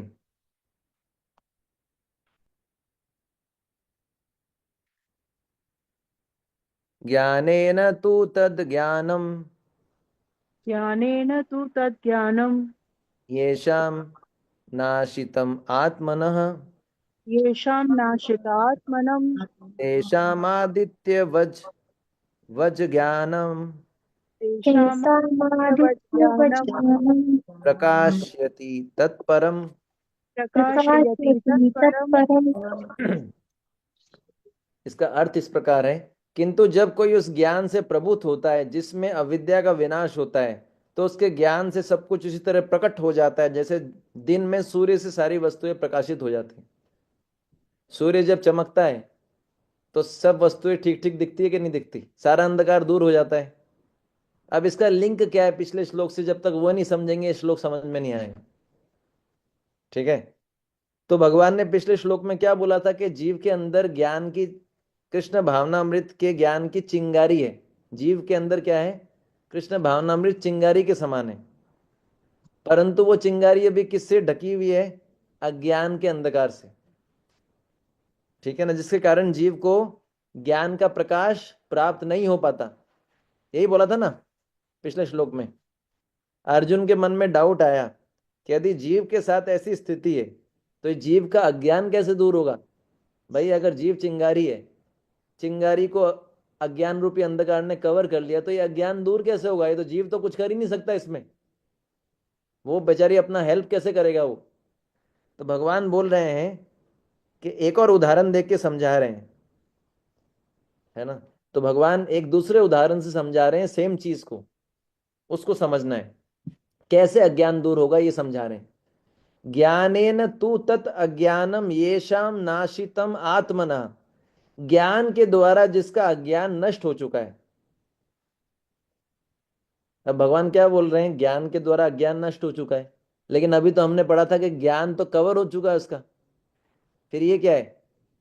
बोला था ना पिछले श्लोक में, जीव के अंदर जो ज्ञान है वो चिंगारी के समान है, उसको अज्ञान ने कवर कर लिया है। यहां भगवान बोल रहे हैं कि ज्ञान के द्वारा जिसका अज्ञान नष्ट हो चुका है, ये क्या है? तो कंफ्यूजिंग है। हम्म। तो पिछले श्लोक में हमने क्या किया था? पिछले श्लोक में हमने डिस्कस किया था कि अज्ञान के अंधकार के द्वारा ज्ञान की चिंगारी जो है वो ढकी हुई है, और आग की चिंगारी अंधकार को, जो चिंगारी होती है वो अंधकार को दूर नहीं कर सकती। उसी प्रकार से जीव के अंदर जो कृष्ण भावनामृत का ज्ञान है वो चिंगारी के समान है। ठीक है ना। और उस ज्ञान के द्वारा अज्ञान का अंधकार दूर नहीं किया जा सकता। ये क्लियर है ना अभी तक जो मैंने बताया? यही बताया अभी तक मैंने। पर ये इस इस श्लोक में 5.16 में भगवान एक और उदाहरण दे रहे हैं, इसको एक और कंपैरिजन कर रहे हैं इसको समझाने के लिए। और ये उदाहरण पिछले उदाहरण से ज्यादा सटीक है। क्यों सटीक है? ये क्योंकि जब जीव के अंदर ज्ञान को एक चिंगारी के समान माना गया और अज्ञान को अंधकार के समान माना गया, तो ये तुलना जो है उतना परफेक्ट नहीं है। क्योंकि इसमें प्रॉब्लम ये आएगा कि फिर अपने अज्ञान को कैसे दूर करेगा? क्योंकि इसका उसका छोटा सा जो ज्ञान था वो तो अज्ञान ने ढक लिया, तो वह अज्ञान को कैसे दूर करेगा? इसलिए भगवान 5.16 में एक दूसरा उदाहरण दे रहे हैं। वो उदाहरण इसलिए दे रहे हैं ताकि ये समझा सकें कि अज्ञान को कैसे दूर किया जाएगा। और इस उदाहरण में बता रहे हैं कि जीव के अंदर जो कृष्ण भावनामृत का ज्ञान है वो चिंगारी के समान नहीं है, वो सूर्य के समान है। वो क्या है? सूर्य के समान है। समझ गए आप? सूर्य के समान है जो जीव के अंदर जो कृष्ण भावनामृत का ज्ञान है। अब भगवान इस श्लोक में बोल रहे हैं वो चिंगारी के समान नहीं, वो क्या है? सूर्य के समान है। तो सूर्य जो है अंधकार को पूर्णतया नष्ट कर देता है। तो जीव के अंदर जो कृष्ण भावनामृत का ज्ञान है उसके समस्त अज्ञान को नष्ट कर सकता है। लेकिन प्रॉब्लम क्या होती है? सूर्य जब बादलों से ढक जाता है तो सूर्य का प्रकाश फील कर पाता है कोई? अगर बादल बहुत ज्यादा घने हो, आपने देखा होगा कभी कभी दिन के समय जब बारिश का समय होता है इतने घने बादल आ जाते हैं कि एकदम से अंधेरा सा हो जाता है। तो सूर्य तो अभी भी है ना, सूर्य तो हमेशा है, लेकिन बादलों ने कवर कर लिया कि नहीं कर लिया? समझ में आया? तो सूर्य का प्रकाश नीचे तक नहीं आ पाता, एकदम क्लियर प्रकाश। तो अब भगवान एक दूसरे उदाहरण से समझा रहे हैं। अब चिंगारी वाला उदाहरण भूल जाइए। अब भगवान बोल रहे हैं कि जीव के अंदर जो ज्ञान है वो सूर्य के समान है। और सूर्य को कौन कवर कर सकता है? घने बादल। उसको भगवान ने अज्ञान से तुलना किया है। घने बादल रूपी अज्ञान, जीव के अंदर जो सूर्य रूपी ज्ञान है इसको कवर कर लिया जाता है ना। तो जो जो जो अंदर का जो ज्ञान है वो बाहर के अज्ञान को नष्ट नहीं कर सकता। समझ में आया? इसका अर्थ क्या है? समझ गए आप? ज्ञान, यहां पर जो भगवान बोल रहे हैं ज्ञान के द्वारा जिनका अज्ञान नष्ट हो गया, तो भगवान जो बोल रहे हैं जिस ज्ञान के द्वारा अज्ञान नष्ट होगा, वो ज्ञान अंदर वाला ज्ञान नहीं है। समझ में आया?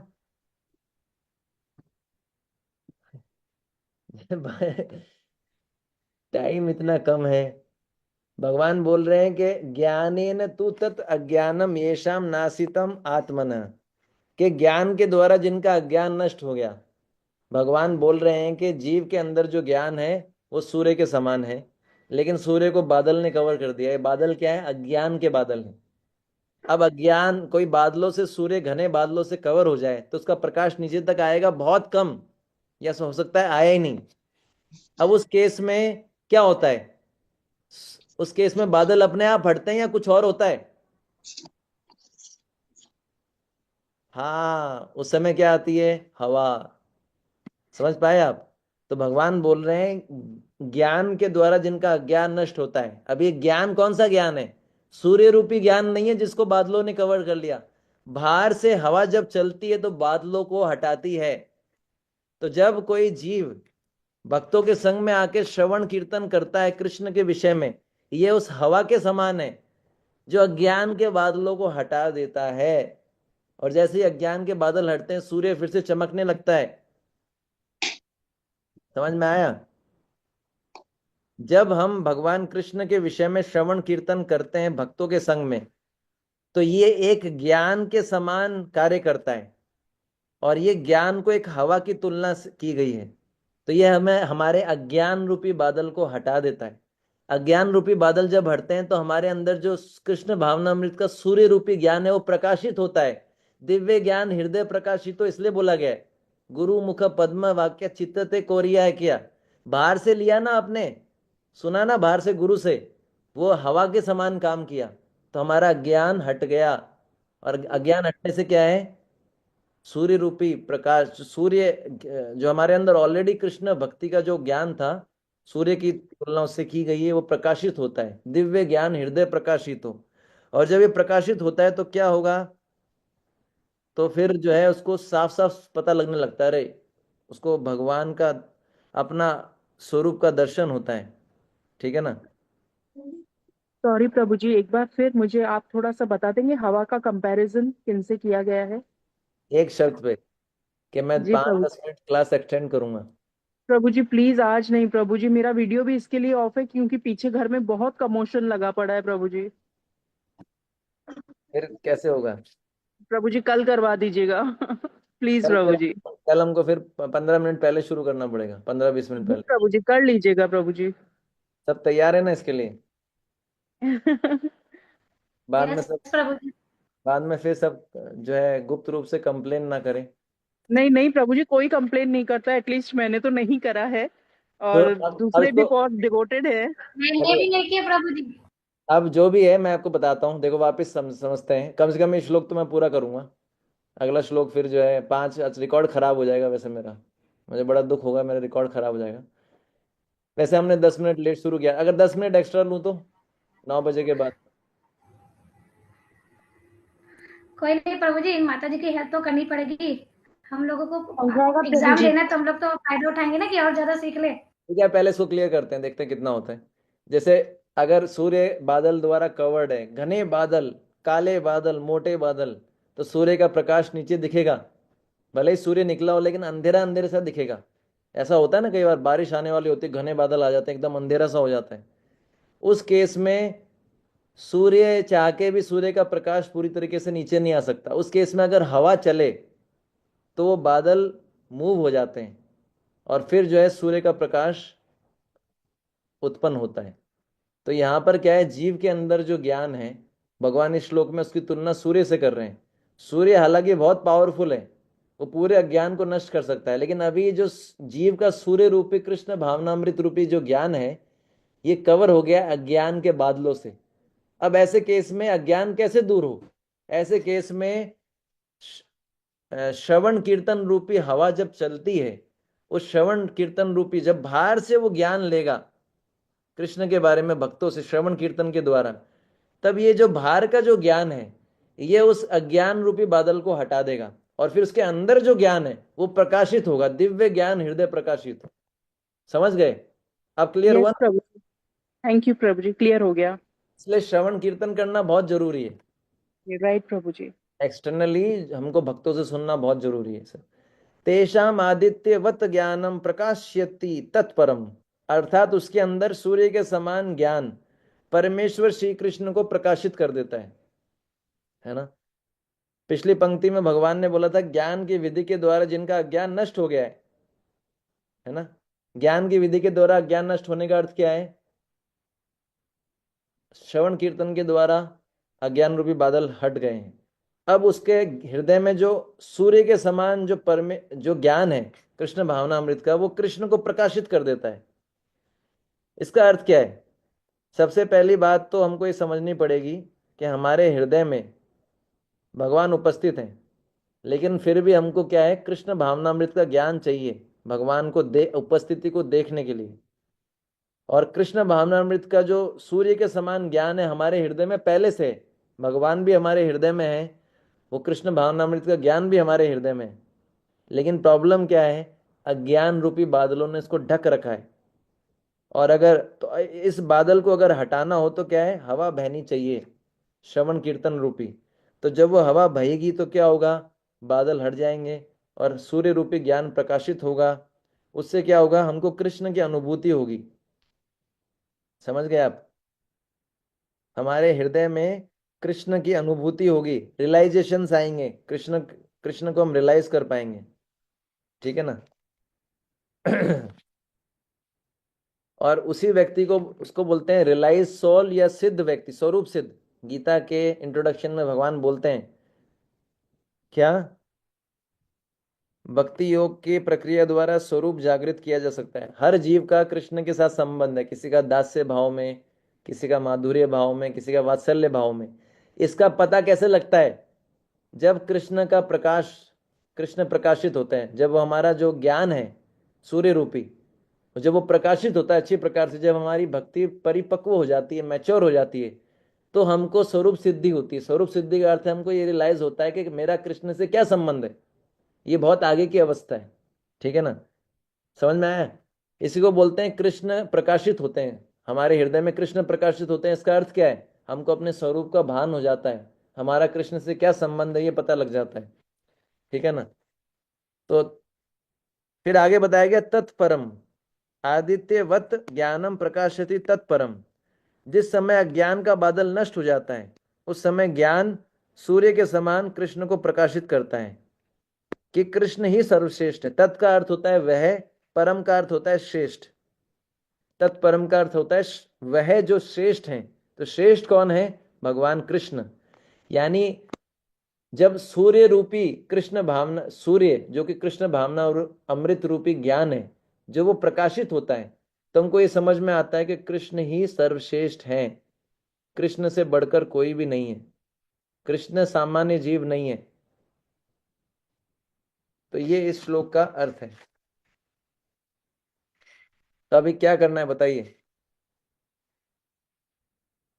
एक श्लोक और कर सकते हैं हम 10 मिनट में। प्रभु जी अगर आप मुझे आज्ञा दें तो मैं लीव करना चाहूंगी, फिर मैं यूट्यूब पे सुनूंगी। बाकी सबका क्या विचार है? मुझे कोई दिक्कत नहीं है, मतलब इसको कवर करने के लिए फिर कल 15 मिनट एक्स्ट्रा, 15-20 मिनट एक्स्ट्रा देना पड़ेगा। कर सकते हैं प्रभु जी आज। मुझे कोई दिक्कत नहीं, जैसा आप लोग बोलेंगे। प्रभु जी एक क्वेश्चन है मेरा। अभी हाँ जो आप बता रहे थे ताकि जब कृष्ण हमारे हृदय में प्रकाशित हो जाते हैं तो स्वरूप सिद्धि प्राप्त हो जाती है, ऐसा? हाँ, कृष्ण प्रकाशित होना मतलब हमको ये समझना कि हम कौन है, हमारा कृष्ण के साथ संबंध क्या है, इसका रियलाइजेशन आ जाना। समझ गए? स्वरूप सिद्धि का अर्थ क्या है? मेरा कृष्ण के साथ संबंध क्या है, इसका रियलाइजेशन हो जाना, हम्म। कन्विक्शन आ जाना। हाँ हाँ माता प्रभु जी। जी एक मेरा क्वेश्चन है, हाँ, जब कृष्ण आत्मा राम है तो उन्होंने जीवों की उत्पत्ति क्यों की? कृष्ण आत्मा राम है क्योंकि जीवों की उत्पत्ति क्यों की? हम्म। जैसे सही बात है, जीव ये अच्छा अच्छा प्रश्न है, पर इसको अभी हम एक शॉर्ट में डिस्कस करेंगे। भगवान अपने भगवान ने जीवों की उत्पत्ति की है अपने आनंद को और बढ़ाने के लिए, है ना। भगवान के अंदर सभी प्रकार के कॉन्ट्रडिक्शन मिलेंगे, एक तरफ तो बोला जाता है कि भगवान स्वतंत्र हैं, स्वराट हैं, दूसरी तरफ आपको सुनने को मिलेगा कृष्ण अपने भक्तों के पराधीन है। Contradiction number 1। यहाँ पर बताया गया कृष्ण जो है आत्मा राम है, उनको किसी चीज की आवश्यकता नहीं है, लेकिन फिर भी उनको जो है अपने सुख का मतलब ये बोल सकते हैं अपने अ, बोल सक इसको सामान्य शब्दों में ऐसे समझ सकते हैं कि कृष्ण ने जीवों की उत्पत्ति इसलिए की है ना, ताकि कृष्ण की सेवा करके जीव कृष्ण को आनंद दे सके और जीवों को भी आनंद मिले। तो एक कॉन्ट्राडिक्शन है ना, कृष्ण के चरित्र में सारे विरोधाभास है। भगवान आत्मा राम है, एक तो जीव चाहते भी थे कृष्ण से स्वतंत्र रहना, है ना। तो जैसे इसको और दूसरे उदाहरण से समझ सकते हैं कि माँ बाप जो होते हैं वो अपने सुख को बढ़ाने के लिए क्या है, पुत्र उत्पत्ति करते हैं। क्यों? क्योंकि पुत्र आएगा तो उसके साथ जो है अलग प्रकार के क्रियाकलाप करेंगे, उससे उनके आनंद की वृद्धि होगी। तो कृष्ण भी चाहते हैं कि जीवों को उत्पन्न किया, जीव उनकी सेवा करें, उससे उनको आनंद मिले और जीवों को भी आनंद मिले। अभी हम इतना ही डिस्कस करेंगे, वैसे इसमें बहुत कुछ बताया जा सकता है लेकिन समय का सीमा है, ठीक है ना। एक मैंने आपको मोटा मोटा उत्तर दिया है। हाँ हाँ माता जी। तो जी अभी आपने है ना 15 नंबर श्लोक में बताया कि भगवान ने चिंगारी वाला एग्जाम्पल दिया, एंड हाँ देन 16 नंबर में बेटर एग्जाम्पल दिया सूर्य वाला। हाँ। तो जी पर ये ये तो एक इम्प्रूवमेंट वाली चीज हो गई, जो भगवान में कैसे हो सकती है? इम्प्रूवमेंट वाली चीज नहीं है भगवान ने ऐसी बात है, देखो भगवान ग्रेजुअली अब क्लियर कर रहे हैं ना अर्जुन को। भगवान ग्रेजुअली चीज बताते हैं। पहले जैसे आप देखेंगे कि ऐसा ऐसा है कि ये जो चीज है ना, ये आचार्य लोग समझाते हैं। भगवान तो बोल रहे हैं कि ये बताया है सारे देहधारी जीव उस अज्ञान के कारण मोहग्रस्त रहते हैं जो उनके वास्तविक ज्ञान को आच्छादित किए रहता है। भगवान ने बता दिया। अब ये आच्छादित कब करता है अज्ञान, इसको समझाने के लिए आचार्य लोग ऐसे बताते हैं कि जो हमारा ज्ञान है वो चिंगारी के समान है। चिंगारी को अंधकार, चिंगारी चाह के भी अंधकार दूर नहीं कर सकती। आच्छादित कर लिया, इस आच्छादित कर लिया, इसको समझाने के लिए आचार्य लोग ऐसा समझा रहे हैं कि हमारे ज्ञान की तुलना चिंगारी के समान की गई है। फिर अगले श्लोक में भगवान इसको, क्योंकि अर्जुन ही क्वेश्चन पूछेंगे अगले श्लोक में, भगवान को पता था कि अगर हमारा ज्ञान चिंगारी के समान है तो फिर हमारा यह अज्ञान कैसे दूर होगा। चिंगारी तो अपने आप में अज्ञान, वो अंधकार दूर नहीं कर सकती। इसको समझाने के लिए भगवान ने ये और बेटर उदाहरण दिया है कि अर्जुन ये तुम्हारा क्वेश्चन ठीक है, लेकिन अगर मैं ये उदाहरण मानूं, चिंगारी वाला उदाहरण मानूंगा तो क्या होगा, फिर इस क्वेश्चन का उत्तर नहीं दे पाएंगे कि अज्ञान कैसे दूर होगा। तो भगवान क्या करते हैं, ग्रेजुअली अर्जुन जैसे जैसे डाउट पूछ रहे हैं ना, भगवान और बेटर समझा रहे हैं। जैसे भगवान ने 2nd अध्याय में बोल दिया था, भगवान ने अलग अलग चीजें बोली ना कि तुम क्षत्रिय हो, भोगों के लिए लड़ो, कम से कम तुमको भोग मिलेगा, क्षत्रिय का कर्तव्य है। भगवान ने सब चीजें की चीजें बताई, लेकिन अल्टीमेटली क्या बोला, मेरी प्रसन्नता के लिए लड़ो। तो भगवान क्या कर रहे हैं, अपना ग्रेजुअली अपना लेवल धीरे धीरे, पहले एक उत्तर देते हैं, फिर देखते हैं कि अर्जुन सेटिस्फाई नहीं है, फिर एक और उत्तर देते हैं, फिर देखते हैं अर्जुन सेटिस्फाई नहीं है, फिर और बेटर देते हैं। एकदम से बता देंगे सबसे बेस्ट, तो फिर ये डिस्कशन कैसे होगा, एनालिसिस कैसे होगा। इसको इस दृष्टि से भी देखा जा सकता है। समझ में आया? ठीक है। तो इसलिए जो है ये इतना सब 18 चैप्टर ही क्यों होते हैं, भगवान ने दूसरे अध्याय में बोल दिया था। भगवत गीता दूसरे अध्याय में खत्म हो गई थी, वो और क्लैरिफिकेशन के लिए अर्जुन ने पूछा था। तो अब बताइए क्या करें, 9:10 हो चुका है, 10 मिनट होगा तो हम एक और श्लोक कर लेंगे। आप लोग बताइए फटाफट। प्रभु जी एक और क्वेश्चन है। हाँ, प्रभु जी ऐसे बोलते हैं ना कि गोलोक से कोई वापस नहीं आता, तो ये ये जीवात्माएं कॉन्ट्राडिक्ट वापस कैसे ये आ गई? ये कॉन्ट्राडिक्टरी क्वेश्चन है, इस पे अलग अलग मत हैं। प्रभुपाद जी के इस पे अलग अलग विचार हैं। प्रभुपाद, अब इस पे हम डिस्कस करने जाएंगे तो बहुत समय जाने वाला है। एक बार मैंने ये कई सीनियर डिवोटी से क्वेश्चन पूछा है, ठीक है ना। तो कई जगह इसका उत्तर ऐसा मिलेगा कि उसका डिजायर था एंजॉय करने का, इसलिए जो है भगवान ने उसको मौका दिया, जाओ पूरा करो। कई जगह ऐसा ही बोला जाता है कि जीव भौतिक धरा उसमें आध्यात्मिक जगत में गया ही नहीं था, क्योंकि एक बार जो हम्म वहां चला जाता है वापस नहीं आता है। तो हम्म। ये इस पे अलग अलग विचार हैं। इवन प्रभुपाद जी के अलग अलग इसमें है ना कोटेशन है। इसका एक उत्तर क्या है, मैंने एक सीनियर डिवोटी से पूछा था, उन्होंने मेरे को बताया कि प्रभु जब तुम डूब रहे हो तो ये सोचने से क्या फायदा है कि मैं कैसे आया इस सागर में, तुम निकलो ना यहाँ से। तो ये पता लग भी जाए कि हम कैसे आए, हम तो वहीं थे, उससे क्या फायदा मिलने वाला है ना। तो इस पे एक बार श्याम नरसिंह प्रभु जी ने बताया था कि हम वास्तव में भगवत धाम में थे नहीं, पर वो बहुत लंबा डिस्कशन, उसको समझाने के लिए मेरे को वो सब समझाना पड़ेगा, महाविष्णु वो सब, अभी तो समय की सीमा है। तो बस आप ये समझ लीजिए कि यहाँ से बाहर निकलना है। अब जैसे आए कैसे आए, है ना। हो सकता है आप बोलेंगे प्रभु जी कई लोग तर्क करते हैं, उनको कैसे समझाएं। कितना भी तर्क कर लो, जब तक जपा नहीं करोगे, सेवा नहीं करोगे, तो बाहर नहीं निकलने वाले, कितना भी नॉलेज आ जाए। ठीक है ना। तभी क्या ठीक है प्रभु। करना है, या तो आज 10 मिनट या कल 15 मिनट, चॉइस आपकी। अभी ले लीजिए प्रभु जी। मेरे को कोई दिक्कत नहीं है, सब लोग बताइए, फटाफट हो जाएगा, ज्यादा टाइम नहीं लगाएंगे, ये तो छोटा श्लोक है। हाँ प्रभु जी ले लीजिए आपकी इच्छा है तो आप करा लीजिए, हमसे पूछने से अच्छा हम नहीं फिर क्या है, आपसे सबसे इसलिए पूछ रहा हूँ ताकि कल को कोई गड़बड़ हो तो मैं क्या बोलूंगा, इन सब ने हामी भरा था।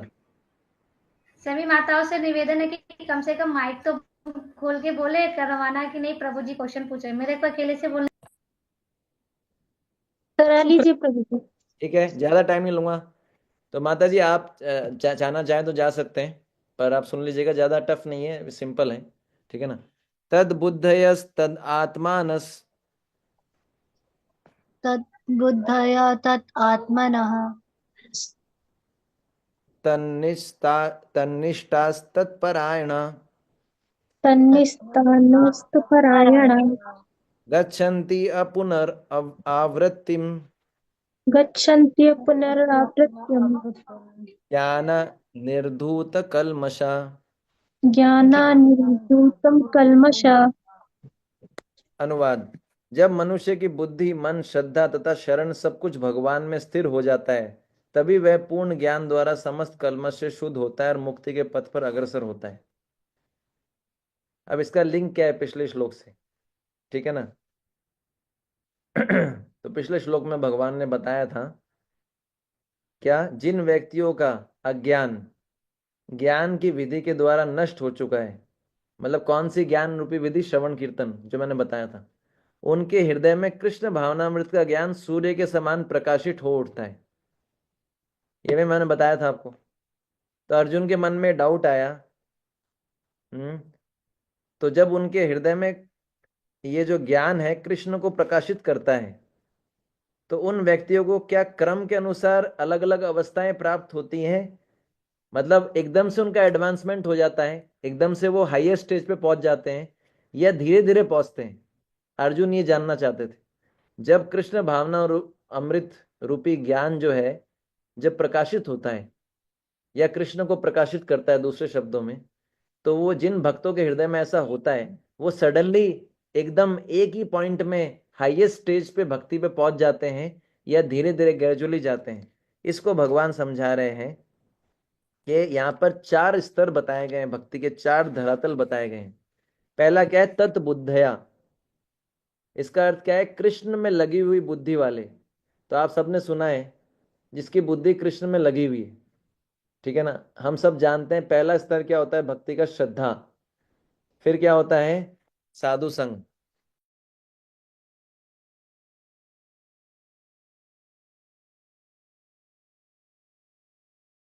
प्रभु जी आपकी आवाज नहीं आ रही,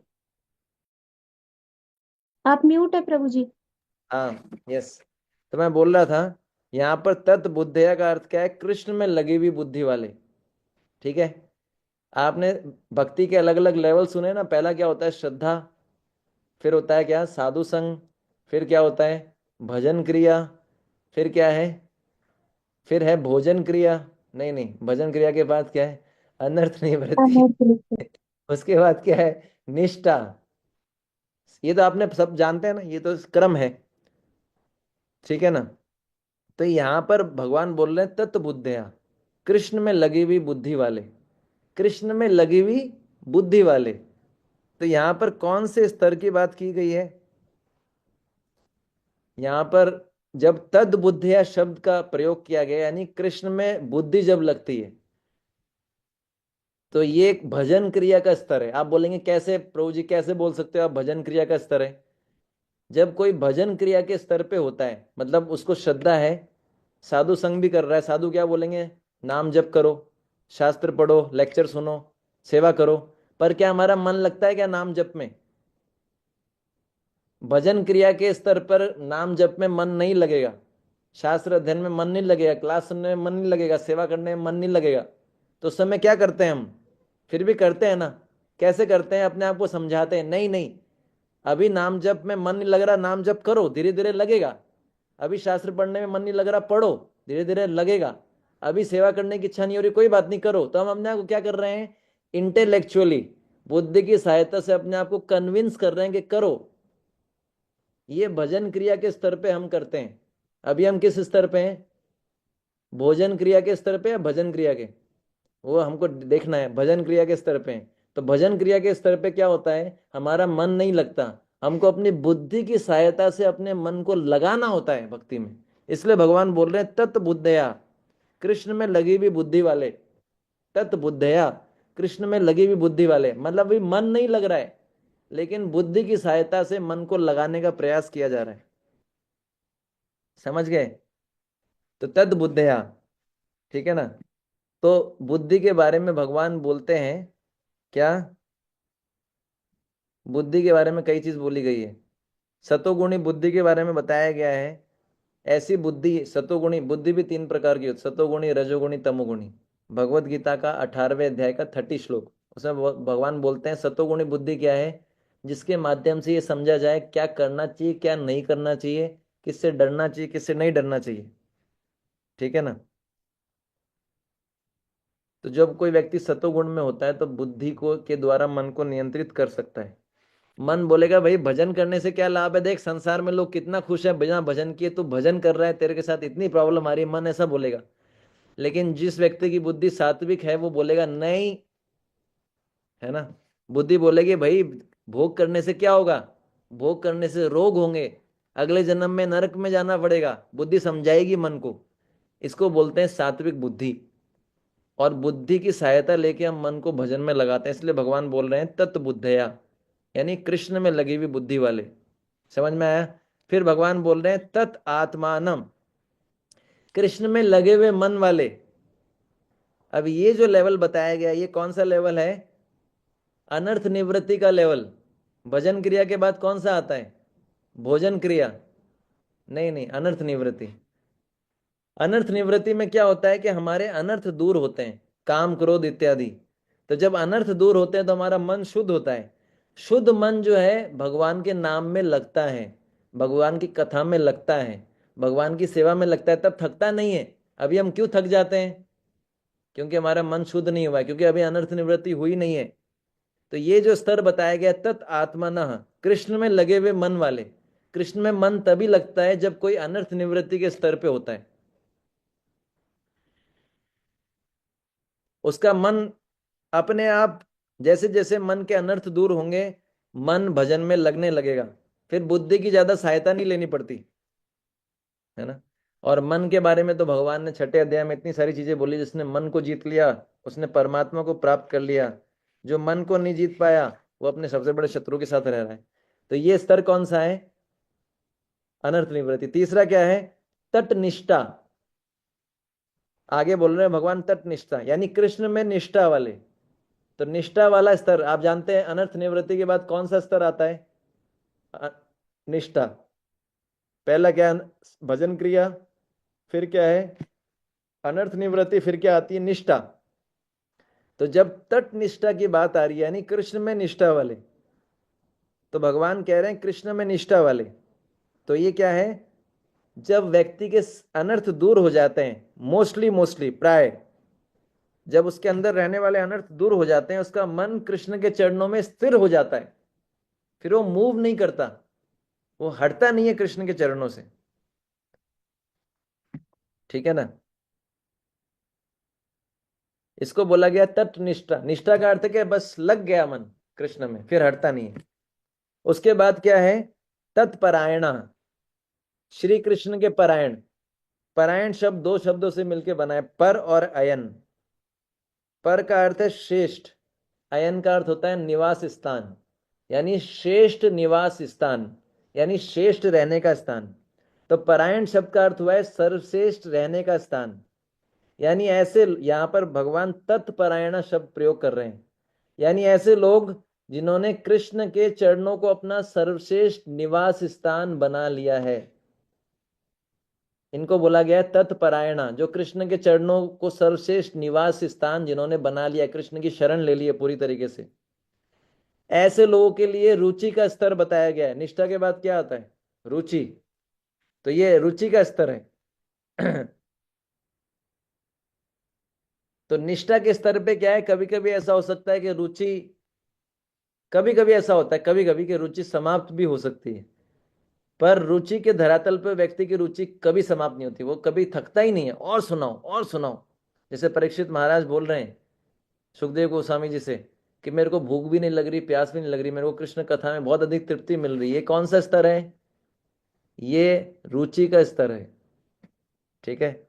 फिर भगवान बोलते हैं गच्छन्ति अपुनरावृत्तिम। अपुनरावृत्ति का अर्थ क्या है, ऐसा स्थान जहां जाकर दोबारा इस मृत्यु के स्थान पे ना आना पड़े, मृत्यु लोक में ना आना पड़े। तो भगवान बोल रहे हैं वो क्या होता है, ऐसे लोग मेरे गोलोक वृंदावन, मेरे जो है स्थान को प्राप्त करते हैं, वहां से उनको वापस नहीं आना पड़ता। ये क्या है, सबसे बड़ी सिद्धि है। इसलिए बोला गया है गच्छन्ति अपुनरावृत्तिम। फिर आगे बताया गया ज्ञान निर्धूर्त कलमशा, यानी ज्ञान के द्वारा वह पापों से शुद्ध हो जाते हैं। कलमशा का अर्थ है पाप से क्या हो जाते हैं, शुद्ध हो जाते हैं। तो यहां पर ज्ञान का अर्थ है कृष्ण भावना भावित होना। तो जो कृष्ण भावना भावित होगा वो क्या सोचेगा, I am not controller, I am not enjoyer, I am corporator. मैं नियंत्रक नहीं हूं, मैं भोक्ता नहीं हूं, मैं सेवक हूं। यही ज्ञान है। और जिसके अंदर ये ज्ञान नहीं है वो क्या सोचता है, मैं भोक्ता हूं, मैं नियंत्रक हूं, मैं प्रभु हूं, मैं ही भगवान हूं, है ना। तो जो जिसके ज्ञान के द्वारा उसके पाप, वो क्या होता है, ज्ञान के द्वारा पापों से शुद्ध हो जाता है। ठीक है ना। तो इसका अर्थ क्या है, जिस समय व्यक्ति कृष्ण भावना भावित हो जाता है उस समय वह सोचता है कि मैं भोगता नहीं हूं, कृष्ण भोगने वाले हैं, मुझे तो कृष्ण की सेवा करनी है। ठीक है ना। उसके सारे पाप धुल जाते, ये बताएगा। समझ में आया। इसको आप पढ़ लीजिएगा। आप जो भी श्लोक हम करेंगे ना, आप पढ़ के आए। मैं ऐसा मानता हूं कि आप लोग पढ़ के आते होंगे। अगर नहीं पढ़ के आते तो पढ़ के आइए। 5.18 से 6 श्लोक। ठीक है, इजी होगा समझना। ठीक प्रभु है। जी एक क्वेश्चन है हाँ कि हाँ। जीवात्मा इच्छा करता है, जीवात्मा इच्छा करता है या मन इच्छा करता है? नहीं नहीं, जीवात्मा इच्छा करता है। डिजायर जो है जीवात्मा का है। मन तो क्या है, संकल्प विकल्प। मन क्या है, एक हार्ड डिस्क की तरह है। उसमें एक्सपीरियंस है पुराने, उसमें पुराने एक्सपीरियंस स्टोर है। बुद्धि जो है वो यस नो डिसीजन लेता है। लेकिन इच्छा कहाँ से आती है, हमको लगता है मन इच्छा करता है, लेकिन जो है वास्तविक जो इच्छा करने, अगर आप आत्मा को हटा दो फिर मन क्या करेगा, मन इच्छा करेगा नहीं। मन तो एक जड़ है ना। आत्मा के होने के कारण हमको ऐसा लगता है कि मन इच्छा कर रहा है, लेकिन वास्तविक रूप से वो मन के द्वारा दूषित हो जाती है उसकी इच्छा। पर वास्तव में इच्छा तो जो है वो आत्मा का है। आत्मा जो है ना उसके अंदर इच्छा है, बहुत सारी डिजायर्स हैं, क्योंकि एक्टिव है ना, प्राण है। जिस चीज के भी अंदर जीवन होता है उसके अंदर इच्छाएं होंगी होंगी। पत्थर के अंदर आत्मा नहीं है, उसकी इच्छाएं नहीं ठीक है है। प्रभु जी, हरे कृष्ण। ठीक है, बहुत बहुत धन्यवाद। वाञ्छाकल्पतरुभ्यश्च कृपा सिन्धुभ्येव च पतितानां पावनेभ्यो वैष्णवेभ्यो नमो नमः। शिल प्रभुपाद की जय। ओके, एंड मीटिंग मुझे करना पड़ेगा।